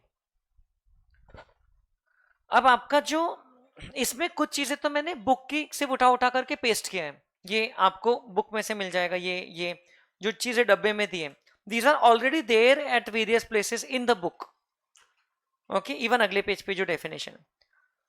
तो सर्कुलर क्या बोलता है? तो सर्कुलर बोलता है कि उन लोगों ने ये 3 अलग अलग चीजों को साथ में पढ़ा। ये एक था कि प्लेस ऑफ सप्लाई का जो जनरल प्रोविजन है, आपको याद होगा, तो प्लेस ऑफ सप्लाई का जनरल प्रोविजन याद है क्या? जिसमें वो स्पेसिफिक वाले केसेस में कवर्ड नहीं है। So it is the location of the recipient where address on record exist and the location of the supplier in other cases. ये जनरल रूल था। Section 12(2)(b। सेक्शन 31(2) बोलता है registered person supplying taxable services, section 31 invoice से संबंधित है, shall before और after the provision of service but within a period prescribe period issue a tax invoice showing the description, value, tax and such other particular as may be prescribed, provided that government may by notification specify the categories of services in respect of which a tax invoice shall be issued within such time and in such manner as may be prescribed। मतलब government special cases में अलग से time limit prescribe कर सकता है, subject to the condition government में specify कि invoice की जगह पर और कोई डॉक्यूमेंट इशू कर सकते हैं। ओके, और कोई डॉक्यूमेंट को हम लोग टैक्स इनवॉइस मान लेंगे या टैक्स इनवॉइस इशू करने की जरूरत नहीं है। तो ये पावर्स दिए थे, ये इनवॉइस चैप्टर में आपको मिलेगा, ये चैप्टर नंबर आए, ये प्लेस ऑफ सप्लाई चैप्टर में लिखा था। अब इनवॉइस चैप्टर में रूल 46F है एक, जिसमें बोला है कि इनवॉइस के पर्टिकुलर में क्या क्या आना चाहिए। तो उसमें लिखा था कि name and address of the recipient and address of delivery along with the name of the state and its code if such recipient is unregistered where the value is less than rupees 50,000 but the recipient requests that the details to be recorded। याद है ऐसा? ये आपको यहां पर मिल जाएगा। ये देखो what are the contents in the invoice, ये देखो ये रहा। अगर रेसिपिएंट अनरजिस्टर्ड है, ये देखो ये आपकी किताब में पेज नंबर I.6 पे है, where the value of transaction is less than 50,000, so the unregistered recipient can request कि आप इनवॉइस पे मेरा नाम और एड्रेस डालो, और फिर सप्लायर को क्या करना पड़ेगा, इनवॉइस पे नाम और एड्रेस डालना पड़ेगा। और अगर वैल्यू 50,000 से ज्यादा ही है तो वैसे ही डालना पड़ेगा, तो रिक्वायर्ड ही था पहले। ठीक है, अब इन्होंने बोला है कि अगर, अब ये इसका प्रोविजो है, ये जो है ना ये इसका प्रोविजो है। कौन सा? रूल नंबर 46F का प्रोविजो, ये जो लिखा है। देखो आपकी किताब में भी ये ऑलरेडी छपा हुआ है, ये मिल रहा है आपको। क्या लिखा है? Where any taxable service is supplied by or through an electronic commerce operator or by supply of OIDAR services, online information database access or retrieval services, और supplier of online money gaming. तो इसमें देखो कौन कौन आ रहा है, e commerce operator आ रहा है या OIDAR सर्विस प्रोवाइडर आ रहा है। OIDAR का एग्जांपल होता है नेटफ्लिक्स या यूट्यूब प्रीमियम वगैरह, और online money gaming, okay, for example जो विंजो गेम्स वगैरह होते हैं। To a recipient who is unregistered, ध्यान से देखो, वैसे क्या बोला था कि अनरजिस्टर्ड रेसिपिएंट रिक्वेस्ट करेगा तो ही उसका नाम डालना है, नाम और एड्रेस डालना है। लेकिन अगर ये ऑनलाइन सर्विस प्रोवाइड हो रही है, तीन टाइप की, पहली ई कॉमर्स ऑपरेटर के थ्रू, दूसरी OIDR, तीसरी ऑनलाइन मनी गेमिंग, तो इरिस्पेक्टिव ऑफ द वैल्यू, मतलब वैल्यू भले ही 50,000 से कम है, और tax invoice issued by the registered person shall contain the name of the state of the recipient, मतलब कि स्टेट का नाम तो रहेगा ही रहेगा, and the same shall be deemed to be the address on record of the recipient, मतलब उसको हम लोग एड्रेस ऑन रिकॉर्ड मानेंगे। कुछ समझ रहे क्या? तो स्टेट का नाम रहेगा उसमें, भले ही 50,000 से कम की वैल्यू का है। तो ऐसा कहां लिखा हुआ है? ऐसा प्रोविजो टू रूल 46F में लिखा हुआ है। अब उन लोगों ने ये तीनों चीजों को साथ में देखा, तो देखो यहां क्या बोल दिया है कि एड्रेस ऑन रिकॉर्ड किसको मान लेंगे? नेम ऑफ द स्टेट को। फिर यहां पर क्या बोला है? ठीक है, इनवॉइस इशू करना पड़ता है। यहां पर क्या बोला है कि अगर एड्रेस ऑन रिकॉर्ड है तो लोकेशन ऑफ रेसिपिएंट को हम प्लेस ऑफ सप्लाई मानते हैं। अब क्या लगता है आपको, इस टाइप के ऑनलाइन सर्विसेज में अगर नेम ऑफ स्टेट को ही एड्रेस ऑन रिकॉर्ड मानते हैं तो आप प्लेस ऑफ सप्लाई क्या लेने का? एड्रेस ऑन रिकॉर्ड, क्योंकि वो एड्रेस ऑन रिकॉर्ड क्या हो जाएगा? Location of recipient which is there, है ना। तो that's what is given here. तो इन्होंने बोला है it leads to a conclusion that in respect of supply of services made to unregistered persons, irrespective of the value of the supply, the supplier is required to mandatorily record the name of the state of the unregistered recipient on the tax invoice in cases involving supply of online money gaming or supply of taxable services by or through an electronic commerce operator, है ना। Supply of कौन से आ गए? Online money gaming आ गया, ठीक है, दूसरा क्या आ गया? इलेक्ट्रॉनिक कॉमर्स ऑपरेटर आ गया, और तीसरा आ गया OIDAR। ये तीनों आ गए ना, ये तीन की तो बात हो रही है कि ये तीनों केसेस में ये समझ में आ रहा है कि गवर्नमेंट ने मैंडेटरी कर दिया है। किसको? सप्लायर को। क्या मैंडेटरी किया है? कि रेसिपिएंट अनरजिस्टर्ड है तो भी उसके स्टेट का नाम तो लिखना है। उससे क्या हो जाएगा? वही बन जाएगा एड्रेस ऑन रिकॉर्ड। उससे क्या होगा नेक्स्ट? वही लोकेशन ऑफ रेसिपिएंट है, मतलब लोकेशन ऑफ रेसिपिएंट एग्जिस्ट, तो उसी को हम लोग क्या मान लेंगे? Place of supply. समझे क्या? सो इसको अगर शॉर्ट में बोले, शॉर्ट में भी लिखवा देता हूं आपको। आगे क्या बोला है देख लो। Recording of the name of the state of unregistered recipient on the tax invoice in respect of such supply of services shall be deemed as the address of record of the recipient for the purpose of determination of the place of supply. Accordingly, in such cases, the place of supply shall be considered as the location of recipient. Okay? तो ultimately conclusion समझ में आया क्या कि what will be the place of supply in such cases? Place of supply will be the location of recipient. And what will be the location of recipient? It will be the address on record, है ना। And address of record क्या रहेगा? Name of state. ये क्यों available रहेगा? It is to be mandatorily, it is mandatorily required. Why mandatorily required? Why is it mandatorily required? Because it is given as a proviso to rule 46F कि भाई इन लोगों को तो name of state तो minimum लिखना ही है, irrespective of value. Mandatorily required irrespective of value of supply, मतलब कि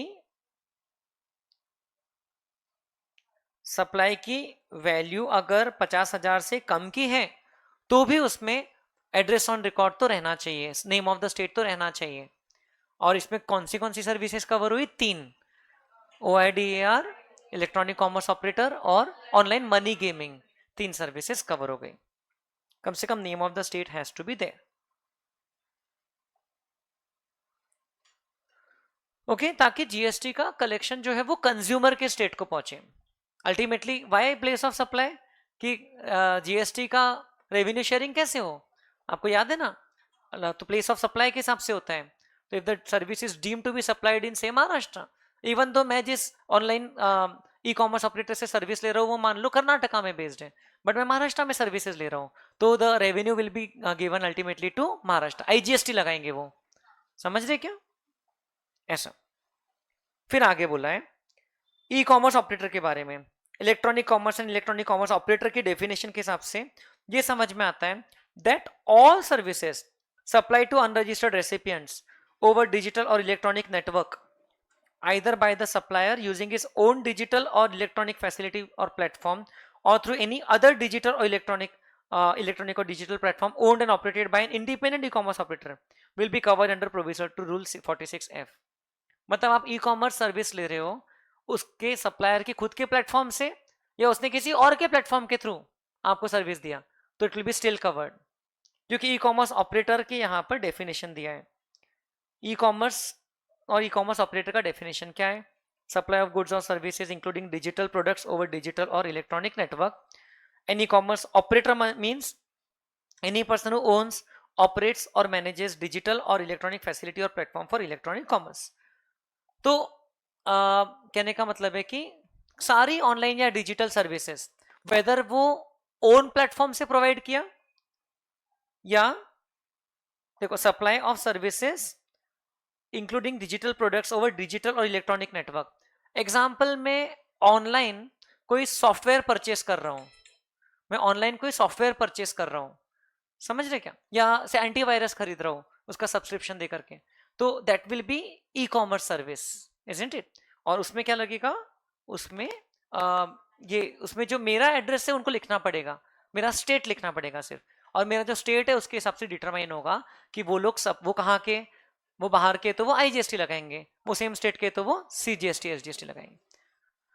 तो इन लोग ने बोला अच्छा अब ये मैंने जो एंटीवायरस का खरीदा है मैंने डायरेक्टली उसी की वेबसाइट से खरीद लिया तो भी कवर्ड है ई कॉमर्स सर्विसेज में, या मैंने किसी एग्रीगेटर की वेबसाइट से खरीदा, कोई दूसरे प्लेटफॉर्म से खरीदा, होता है ना ऐसा। डिजिटल सर्विसेज तो आप से कोई एक जन की डिजिटल सर्विस किसी और के प्लेटफॉर्म से भी खरीद सकते हो।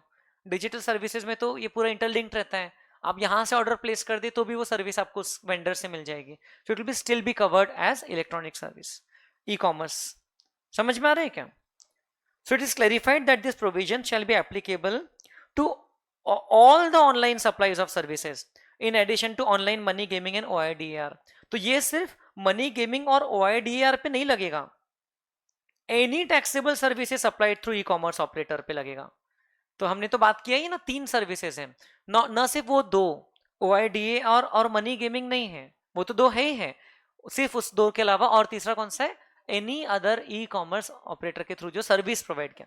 ये चीज गुड्स पे एप्लीकेबल नहीं है, गुड्स के केस में सेक्शन 12 लगता ही नहीं है। गुड्स के केस में तो हम लोग ने ऑल टुगेदर दूसरे सेक्शन देखा था प्लेस ऑफ सप्लाई के लिए, है ना, जिसमें हम लोग लोकेशन ऑफ डिलीवरी वगैरह देखते हैं, है ना, सेक्शन 10 था शायद आईजीएसटी एक्ट में, प्लेस ऑफ सप्लाई का, गुड्स का। ये सर्विस की बात हो रही है। तो some of the examples of such services are subscription of e newspapers and e magazines.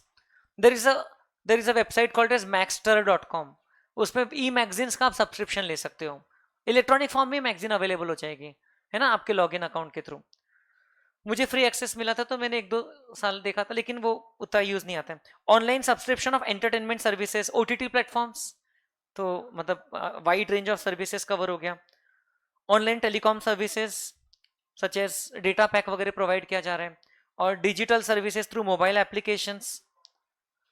Therefore, in respect of the following cases of supplies to unregistered recipient, the supplier are mandatorily required to record the name of the state of the recipient irrespective of the value of supply and to declare the place of supply as the location of recipient. So this is the conclusion कि ये तीन services में name of the state record करेंगे, है ना. कौन सी तीन type की सर्विसेज आ गई? Supply of any such online और digital services through e commerce, ठीक है, under electronic commerce in the details. तो फिर उनको डिक्लेयर करना पड़ेगा. लोकेशन क्या, प्लेस ऑफ सप्लाई क्या बताएंगे वो? Location of recipient based on the name of the state. कौन सी ई कॉमर्स ऑपरेटर के थ्रू जो सर्विसेज सप्लाई हो रही है वो उनके खुद के प्लेटफॉर्म से या किसी और के प्लेटफॉर्म से, OIDAR services and online money gaming services. समझ में आया क्या? So this is one circular related to place of supply. Domestic supplies की बात हो रही थी यहाँ पर. If the supplier is located in India and the place of supply is in India, तो उससे रिलेटेड बात हो रही थी. Is this okay? Then there is this next one, ITC chapter. ITC chapter में एक्ट में एक ही छोटा सा चेंज आया है. वही पहले आपको लिखा था ITC shell not be available की जो लिस्ट है, सेक्शन 17(5) ब्लॉक्ड क्रेडिट्स की जो लिस्ट है, उसमें जो आई नंबर का पॉइंट है, आई वाला क्लॉज है, मिला. उसमें लिखा था any tax paid in accordance with the provisions of section 74, 129 and 130. और नीचे मैंने तीनों सेक्शन के बारे में लिखा था, राइट? मिला क्या आपको? वो ब्लॉक क्रेडिट्स का पेज मिला क्या आपकी किताब में? Page number G.9. तो उसमें ये मिल रहा होगा आपको. अब क्या चेंजेस किया देखो, उन्होंने बोला है 129 और 130 को हटा दिया है वहां से. मतलब कि सेक्शन 129 या 130 के अंतर्गत अगर कभी टैक्स पे करना पड़ा तो उसका ITC ब्लॉक नहीं होगा. ये फेवरेबल अमेंडमेंट है कि अनफेवरेबल अमेंडमेंट है? फेवरेबल है. ब्लॉक क्रेडिट की लिस्ट के स्कोप को थोड़ा कम किया है, ब्लॉक क्रेडिट को थोड़ा कम कर दिया. समझ में आ रहे हैं? 129 और 130 को हटा दिया है और सेक्शन 74 के लिए क्या लिख दिया है? 74 in respect of any period up to financial year 23-24. Okay, मतलब कि सेक्शन 74 वैसे भी 23-24 तक के लगने वाला था, उसके बाद तो 74A लगने वाला है. तो भी उन लोग ने बोल दिया कि भाई क्रेडिट सिर्फ 23-24 तक का ही आपका रिस्ट्रिक्ट होगा, वो भी जो सेक्शन 74 में आपने पे किया. Section 74 is about determination of tax in cases of tax not paid, short paid, erroneously refunded etc. where there is a case of fraud or willful misstatement. तो ये वाले केसेस में क्या हो रहा था? क्रेडिट ब्लॉक होता था. तो क्रेडिट अभी भी ब्लॉक होगा क्योंकि सेक्शन 74 आगे लागू होना बंद हो जाएगा.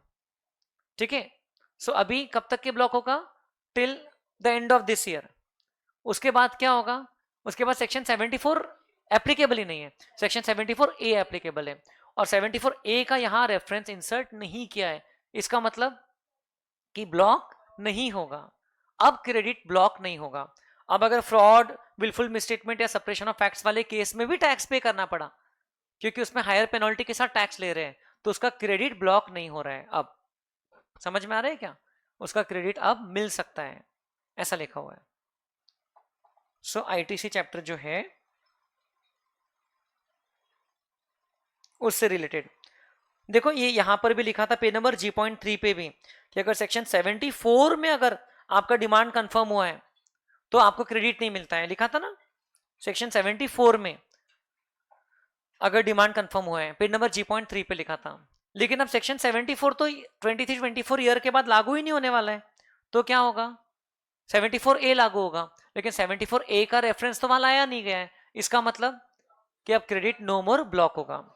और ये अमेंडमेंट यहां हुआ है, section 74 up to financial year 23-24 ऐसा अमेंडमेंट हुआ है. और 129 और 130 सेक्शन भले लागू हो सकते हैं आगे, लेकिन उसके बेसिस पर जो आपको टैक्स पे करना पड़ा उसका क्रेडिट आगे मिल सकता है. The credit can still be passed on to the recipient. समझ में आ रहा है क्या? ये लिखा है amendment in respect of ITC. ये पहला पॉइंट. ठीक है. अब दूसरा पॉइंट, इसकी कहानी तो बहुत बड़ी लिखी है लेकिन मैं आपको एकदम सिंपल भाषा में पहले बताता हूं, फिर हम लोग उसको पढ़ लेते हैं। देखो मान लो कि वैसे क्या लिखा हुआ है आईटीसी की कंडीशंस में कि आपको गुड्स मिलता है तभी आपको क्रेडिट मिल सकता है। Only when you receive the goods you can take the credit. But वो रिसीव द गुड्स वाले में एक चीज क्लेरिफाई कर दिया उन लोग ने पहले से ही, आपकी किताब में है। देखो आपकी किताब में हर चीज बराबर सही जगह पर है। It shall be deemed that, देखो पेज नंबर G.3 पे, it shall be deemed that the registered person has received the goods where the goods are delivered by the supplier to a recipient or any other person on the direction of such registered person, whether acting as an agent or otherwise, before or during the moment of goods, either by way of transfer of documents of title to goods or otherwise। मतलब याद है ए के बोलने पर B ने goods सी को provide कर दिया, तो हम मान लेते कि ए ने रिसीव कर लिया। याद है क्या, बिल टू शिप टू ये लिखा अभी यहां पर। तो ए को तो फिजिकली गुड्स मिले नहीं, तो भी ए को क्रेडिट ले सकता है ना। अब मैं आपको एक दूसरा केस बता रहा हूं। अब मान लो कि मैंने आपको गुड्स सेल किया, ये मैं हूं पी, ये ए हो आप, ठीक है। मैंने आपको गुड्स सेल किया। मैंने अब ये अपने सेल ट्रांजेक्शन में एक्चुअली दो टाइप की पॉसिबिलिटीज हो सकती है। एक होता है कि मैं आपको गुड्स पहुंचा के दूंगा आपकी फैक्ट्री में, ओके, उसमें CIF बोलते हैं, उसमें इंश्योरेंस फ्रेट सब कुछ इंक्लूडेड रहता है, कॉस्ट इंश्योरेंस फ्रेट CIF। तो वो टर्म्स में मैं आपको गुड्स पहुंचा के दे रहा हूं। तो इन दैट केस ओनरशिप और रिस्क रिवॉर्ड कब ट्रांसफर हो रहा है, जब आपको गुड्स मिल रहे हैं, है ना, आपके दरवाजे पर जब हम दस्तक दे रहे हैं और आप गुड्स ले रहे हो तब वो गुड्स मिल रहे हैं, राइट।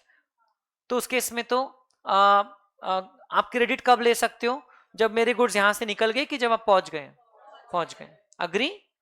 बट अगर कॉन्ट्रैक्ट ऐसा हुआ है कि मैं गुड्स आपको सेल कर दिया हूं यहीं पर, अब आपको लेना है तो आप आके उठा लो, मैं मना नहीं कर रहा हूं, मतलब it is called as ex factory sale. इसमें क्या होता है कि मेरी फैक्ट्री में ही सेल हो गए गुड्स, ओके, इसके बाहर अब आपकी जिम्मेदारी है उसका ट्रांसपोर्टेशन अरेंज करना, ट्रांसपोर्टेशन का कॉस्ट बेयर करना, ये आपकी जिम्मेवारी है, ठीक है। अब मुझे बताइए, आपने बोला कि सर आप नागपुर, आप पुणे में रहते हो, P फॉर पुणे, हम तो A फॉर आगरा में रहते हैं, हम तो बहुत दूर रहते हैं। तो आगरा में सिर्फ ताजमहल नहीं है, और भी ऐसी जगह जहां आप रह सकते हो। तो नहीं नहीं वो नहीं है जिसका आप सोच रहे हो, अरे मतलब बाकी मॉल वॉल भी है। तो ध्यान से देखो इधर। अब आपने बोला कि सर आप एक काम करो, आपको पुणे के ट्रांसपोर्टर को हम कहाँ पहचानेंगे, आप वहीं के कोई ट्रांसपोर्टर ढूंढ लो और उसको बोलो कि गुड्स आगरा में पहुंचा देगा। तो मैंने पुणे में एक साडा ट्रांसपोर्ट ढूंढा, ओके, ट्रांसपोर्ट का नाम क्या था, साडा ट्रांसपोर्ट, ठीक है। अब वो साडा ट्रांसपोर्ट ने क्या किया, मेरे से गुड्स कलेक्ट कर लिया, वो अलग पार्टी हो गई। अब वो किसके बिहाफ पे कुछ कलेक्ट किया उसने, आपके बिहाफ पे, है कि नहीं, क्योंकि अब गुड्स की ओनरशिप तो यही पे ट्रांसफर हो गई थी। अब मैं सिर्फ आपके लिए एक्स्ट्रा काम कर रहा हूं कुछ, I am providing you some extra service. What kind of a service, arranging a transporter, giving the goods to the transporter, and आगे वो ट्रांसपोर्टर गुड्स लेके जाएगा। रास्ते में अगर वो गुड्स डैमेज हो जाते हैं तो ए का लॉस है, right. Now you tell me, uh ये वाले गुड्स का क्रेडिट इधर ले सकता है ट्रांसपोर्टर को मिल गए तब, कि जब ए को मिल रहे तब, जब ट्रांसपोर्टर को मिल रहे तब। You have crack this whole circular. ये सर्कुलर में ये लिखा था कि अगर ट्रांसपोर्टर ने गुड्स रिसीव कर लिया है on behalf of the recipient where the contract is on ex factory basis, तो in that case ex works basis बोलते हैं, in that case the goods are deemed to have been received by the recipient because the transporter has received the goods on the direction of the recipient। समझ में आया क्या आपको example. सो ये normally in लोग ने ऑटोमोबाइल सेक्टर का example लेकर के बताया है, बट इसी सर्कुलर में बताते बताते ये भी बोल दिया कि ये पॉइंट और भी कोई गुड्स में लागू हो जाएगा जिसमें सिमिलर टाइप का कॉन्ट्रैक्ट होता है, ठीक है। एग्जाम्पल किस चीज का लिया है, ऑटोमोबाइल सेक्टर का, लेकिन बाकी भी चीजों में लागू हो सकता है। क्या लिखा है, इन automobile sector the contract between the automobile dealers and original equipment manufacturer. तो जैसे कि मैं हूं ओरिजिनल इक्विपमेंट मैन्युफैक्चरर, अरे सीधा मैन्युफैक्चरर क्यों नहीं बोलते, और आप हो ऑटोमोबाइल डीलर, ठीक है। ये कॉन्ट्रैक्ट हो रहा है, is generally x works contract. अब ऑटोमोबाइल इंडस्ट्री में जनरली एक्स वर्क्स होता है। इसका मतलब कि मैन्युफैक्चरर डीलर को जब गुड्स बेचता है तो वो फैक्ट्री में ही सेल हो जाते हैं, उसके बाद ट्रांसपोर्ट करने की जिम्मेवारी किसकी रहती है? डीलर की रहती है। ठीक है, कॉस्ट वगैरह कौन बेयर करता है? Dealer. And as per the terms of the contract the property in goods, what is the meaning of the word property here? Ownership. आप तो बहुत समझदार हो। The ownership in goods, that is the vehicles, passes to the dealer at the factory gate of the manufacturer. OEM मतलब कौन है यहाँ पर? Manufacturer. When the goods are handed over to the transporter at the instance of the dealer, instance मतलब at the request of the dealer, dealer के बोलने पर transporter को गुड्स दिया है भाई। डीलर बोलता था कि नहीं वही रहने दो, हमारा आदमी आके लेके जाएगा, तो वो वहीं पे बेच दिया है गुड्स। उसने बोला सर आप ट्रांसपोर्टर को दे दो, तो ट्रांसपोर्टर को दे दिया है। And the delivery on the part of the manufacturer is complete at his factory gate. तो आपको एक्स फैक्ट्री या एक्स वर्क्स कॉन्ट्रैक्ट का मीनिंग समझ में तो आ चुका है, ये आपने लॉ वगैरह में पढ़ा होगा। बस द ट्रांसपोर्ट में be arranged by the manufacturer on behalf of the dealer. ये मैन्युफैक्चरर ने ट्रांसपोर्टर को ढूंढा, लेकिन ये मैन्युफैक्चरर का ट्रांसपोर्टर के साथ में कोई डायरेक्ट कोई नहीं काम है, ये किसके बिहाफ पे ढूंढा? डीलर के behalf. And when insurance is arranged it may also be done on behalf of the dealer. Insurance भी किसके लिए ले रहे हैं? अब डीलर के लिए ले रहे हैं, क्योंकि इसने तो बेच दिया गुड्स। रिस्क किसका है? अब डीलर का है। क्लेम इन लॉस, क्लेम कौन फाइल करेगा? अगर लॉस वॉस हुआ तो डीलर फाइल करेगा, उसका लुकआउट है। समझ रहे क्या? तो आगे क्लैरिफाई किया। अब तो इशू निकला। इशू ये है कि क्या इसका ITC, whether ITC can be availed only after the vehicles are physically received by the dealer, और it can be availed when the vehicles are billed to him and handed over to the transporter. तो क्या answer है? handed over to the transporter. So the answer is solved. Issue को हमने solve कर लिया। अब एक बार रीड कर लेते हैं कि भाई कुछ और कुछ मिलता है क्या अपने को एक्सप्लेन करने लायक। Is that okay? सो लिखा है, in such a scenario the property in the said goods can be considered to have been passed to the dealer by the manufacturer upon handing over the goods to the transporter, meaning the goods can be considered to have been delivered to the registered person through the transporter by the supplier at his factory gate, and the supply can be considered to have been fructified at the factory gate of the manufacturer, even though the goods may be physically received by the registered person after the transit period. Logic समझ में आ गया? तो basically the keyword क्या है? Keyword है यहां पर goods are delivered through the transporter. The goods are delivered to the registered person through the transporter. So delivery to the transporter itself is considered as delivery to the recipient, to the dealer ultimately. So उन लोग ने clarify किया है, ये जो section 16(2) भी आपको अभी बताया था कि goods are delivered at the instance of the other person वगैरह, उसको पढ़ते हुए उन्होंने क्लैरिफाई किया the registered person can be considered to have received the said goods at the time of such handing over of the goods by the supplier to the transporter at his factory gate. तभी उसको goods receive होगा ऐसा मानेंगे for their onward transmission to the said registered person. तो जिस दिन transporter को goods मिल गए उसी दिन क्या मान लेंगे कि डीलर ने रिसीव कर लिया है, क्योंकि उसके बिहाफ पे ट्रांसपोर्टर ने रिसीव किया है। The same principle is applicable in respect of other goods also. तो ऐसा नहीं कि ऑटोमोबाइल के लिए सर्कुलर आया तो सिर्फ ऑटोमोबाइल के लिए लागू हो रहा है। जैसे आपको याद होगा एक सर्कुलर फार्मास्यूटिकल प्रोडक्ट्स के लिए आया था, गुड्स रिटर्न वाले का, इनवॉइस वाले चैप्टर में। तो वो ऐसा नहीं कि सिर्फ उसके लिए था, वो सर्कुलर सारे गुड्स लिए था जिसमें भी रिटर्न वगैरह होता है। एक्सपायरी डेट वाला एक सर्कुलर था। एक दूसरे को ऐसे देख रहे हो जैसे कि तूने पढ़ा है क्या? मैंने तो नहीं पढ़ा है ना? सर ने पढ़ाया नहीं होगा शायद, फेंक रहे है ना? बुक में देख लेना, मार्किंग भी किया है आपने, उसका शॉर्ट वो डायग्राम भी बनाया है, सब मिल जाएगा। हाँ, क्रेडिट नोट इश्यू कर, दो ऑप्शन रहते हैं उसमें, या तो रिवर्स इनवॉइस इश्यू करो या तो क्रेडिट नोट इश्यू करो, है ना? एक ही है लड़की जिसने पढ़ा है पूरी क्लास में, बाकी लोग तो बस चेहरा देख लो मेरा। हाँ फिर आमिन बी चैप्टर तक हुआ बोलता है, शर्म भी नहीं आती बोलने में। हाँ मतलब हुआ ही क्या है आपका? चैप्टर डी को देख के डर गए? एग्जाम्शंस उसमें क्या है, कैटेगरीज बना दिया अपन ने, समय देना पड़ेगा, फिर भी इनकम टैक्स के मुकाबले कम समय में हो जाएगा जीएसटी, देख लेना आप। क्योंकि वो रिसेंटली पढ़ा है ना, और वो प्रैक्टिकल था उसमें बढ़िया। लेकिन इनकम टैक्स कोई बेटर नहीं है, मतलब दोनों अपने आप में इनकम टैक्स वॉल्यूमिनस है, और जीएसटी एक्चुअल में देखोगे तो हो जाएगा आपका कम समय में आगे। अभी बहुत दिन से देखे नहीं ना, तो क्या होता है ना, आपकी आपकी एक फ्रेंड है ये तनीषा, अभी मान लो आप लोग आर्टिकलशिप में अलग अलग शहर में चले गए, वहां आपकी कोई दूसरी फ्रेंड बन गई, तो आपको वो इससे बेटर लगने लग जाएगी कुछ समय के बाद, क्योंकि आप उसके साथ टाइम स्पेंड ज्यादा कर रहे हो। तो तनिषा ध्यान रखना है ना, आप भी इधर कोई दूसरी फ्रेंड ढूंढ लेना। तो you have spent more time with income tax in the recent months, तो आपको इनकम टैक्स पसंद आने लग गया है ना, वैसा है। ठीक है, अभी आप इनकम टैक्स के साथ टाइम स्पेंड कर चुके, अब जीएसटी वापस आ जाएगा आपके जीवन में, कहीं नहीं जा रहे हैं। सो इन्होंने बोला कि जहां पर भी एक्स वर्क्स कॉन्ट्रैक्ट होता है और टर्म्स ऑफ द कॉन्ट्रैक्ट के हिसाब से गुड सप्लायर उसके रिसिपिएंट के बिहाफ पे ट्रांसपोर्टर को दे देता है सप्लायर की प्लेस ऑफ बिजनेस पे, and the property in the goods stand transfer to the recipient at the time of handing over, ऐसे केस में भी ये अप्लाई होगा। Goods can be construed to have been receive by the recipient at the time of handing over, वही चीज वापस से लिखी है ना। ये मतलब इतना मेन वर्ड क्या है, अदर गुड्स ऑल्सो, जो ऊपर पूरी बात समझाई थी वो अदर गुड्स पे भी लगता है सेम सर्कमस्टेंसेज में। It is also mention that the registered person is entitled to ITC only in respect of supply of goods which is used. ITC तभी मिलेगा अगर आपके गुड्स यूज या इंटेंडेड टू बी यूज्ड है business में, ये तो नोन बात है ना, गुड्स शुड बी यूज्ड और intended to be used in the course of furtherance of business.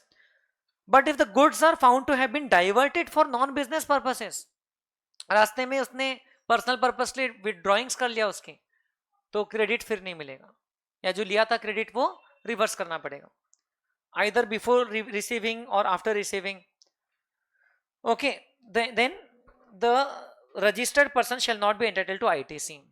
अगर नॉन बिजनेस पर्पस ले लिया तो आईटीसी तो नहीं मिलेगा, ये सेम ये केस में भी अप्लाई होता है। ऐसा नहीं कि एक बार आईटीसी ले लिया तो हो ही गया, इवन गुड्स मिलने के बाद में आपको याद होगा तो अगर goods lost stolen destroyed write off या डिस्पोज ऑफ होते हैं बाय वे ऑफ गिफ्ट और फ्री सैंपल, तो क्रेडिट ब्लॉक हो जाता है under section 17(5).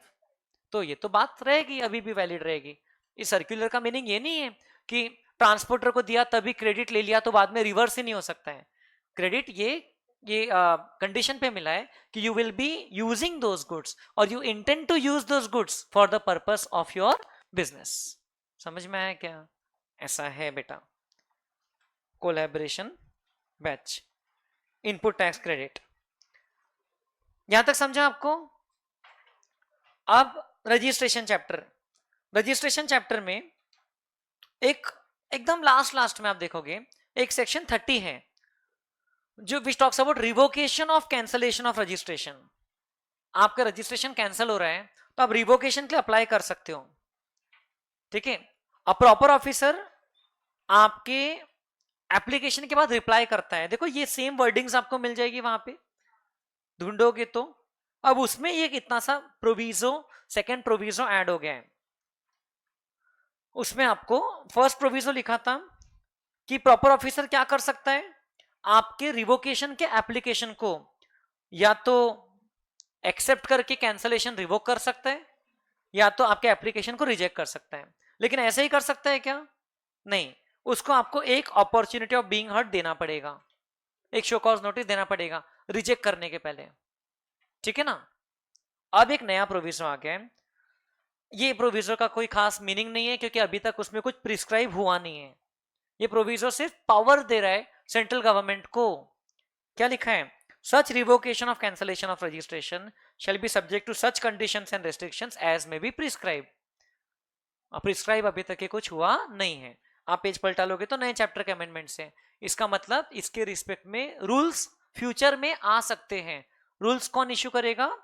Rules through notification CBIC, basically central government will issue the rules in respect of this कि भाई ये कंडीशन फुलफिल हुई तो ही कैंसलेशन रिवोक होगा। ओके, ये सेकंड प्रोविजन, बस इतना सा एक्ट में इंसर्ट हुआ है। फिर अब ये जो आधार ऑथेंटिकेशन वाला था, एक्चुअली ये पॉइंट आपकी किताब में ऑलरेडी था, ये देखो ढूंढना पड़ेगा आपको आपकी किताब में आधार ऑथेंटिकेशन वाला जो पॉइंट है, पेज नंबर H.15। H.15, ये देखिए ये पॉइंट ऑलरेडी था, इसमें मैंने आपकी किताब में लिखा था with effect from a date yet to be notified. Now date has been notified. The date, ये अमेंडमेंट हुआ, डेट क्या नोटिफाई हुआ है, डेट नोटिफाई हुआ है 11 फरवरी 2025. क्या शानदार अमेंडमेंट है. The date has been not notified. क्या था ये कि जो भी आप एप्लीकेशन कर रहे हो under sub rule 4 other than a person notified other authentication के लिए shall be followed by taking photograph of the applicant where the applicant is an individual or of such individuals in relation to non individuals, जैसे कि company का director, partnership firm का partner वगैरह, along with verification of the original copy of the documents uploaded with form REG01, okay, at one of the facilitation center, and application shall be deemed to be complete only after successful verification as laid down under this proviso.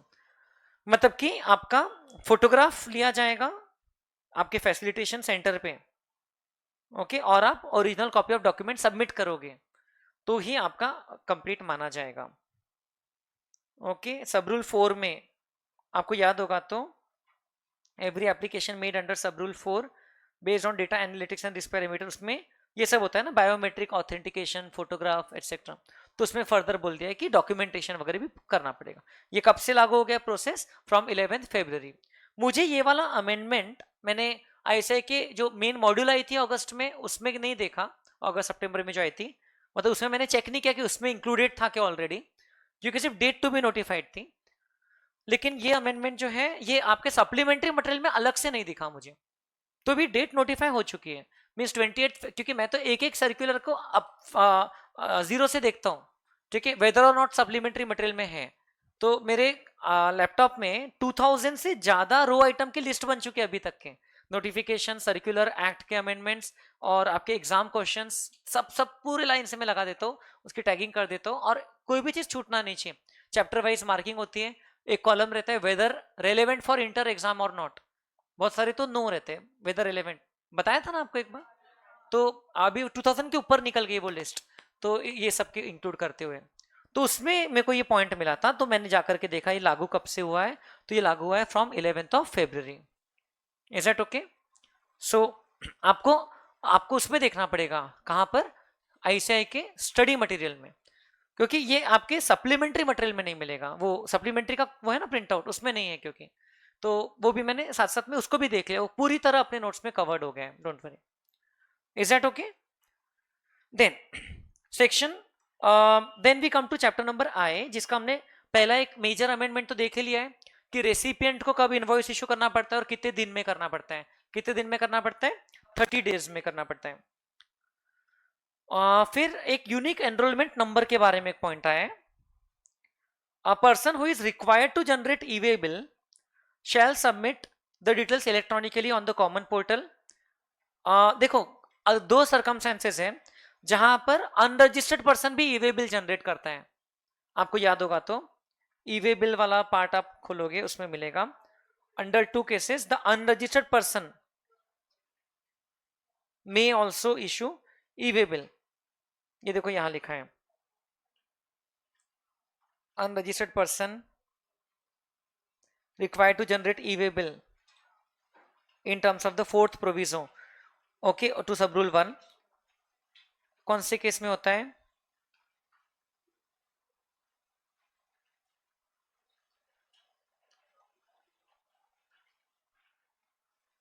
अगर वो सामने वाला person unregistered है तो भी e-way bill एक तो optionally voluntarily कर सकता है, और दूसरा होता है 4th प्रोविजो, रुक जाओ मिल जाएगा,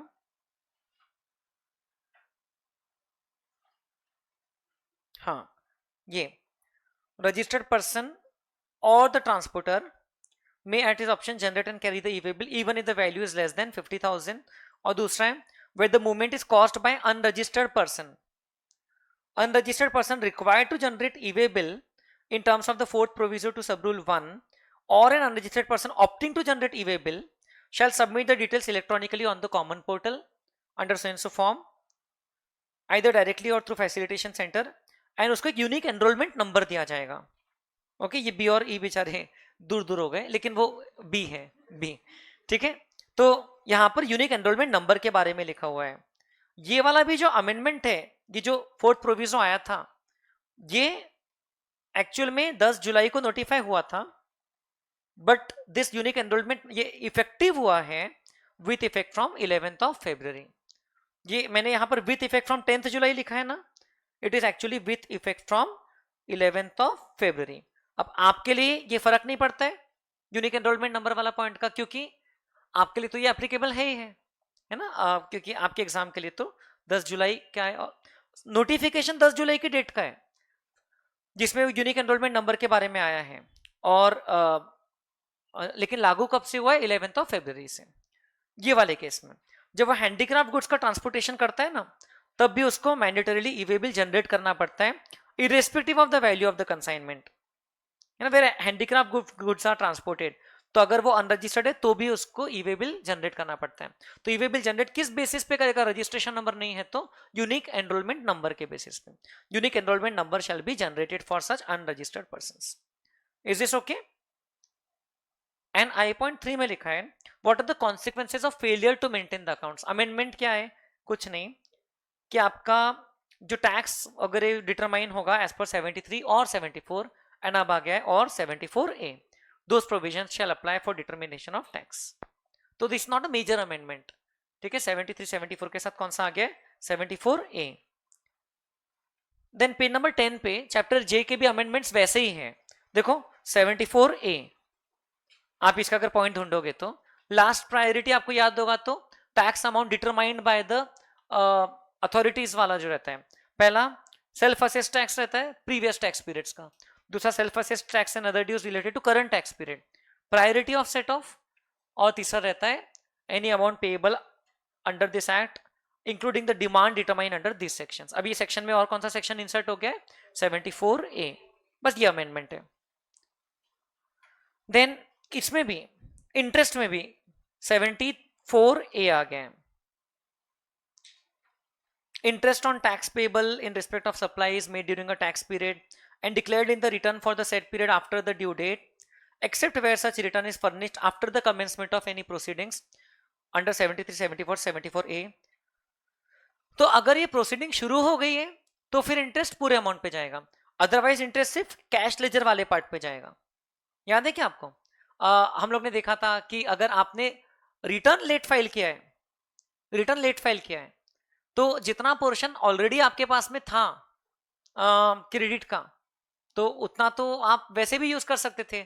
आपको मैंने एक एग्जांपल बताया था, मान लो आपकी टैक्स लाइबिलिटी मान लो 1 लाख रुपीस की है, आपके पास आईटीसी भी पड़ा है 90,000, बट आपको तो रिटर्न के पहले पूरा टैक्स पेमेंट करना पड़ता है, तो आप सिर्फ 10,000 का कैश अरेंज नहीं कर पा रहे हो, इसलिए आपने रिटर्न लेट फाइल किया। ठीक है, आपने रिटर्न लेट फाइल किया तो आपको आप फिर उसका ऑफसेट भी लेट कर रहे हो टैक्स का, तो आपने आप कैश में कितना पेमेंट कर रहे हो, सिर्फ 10,000।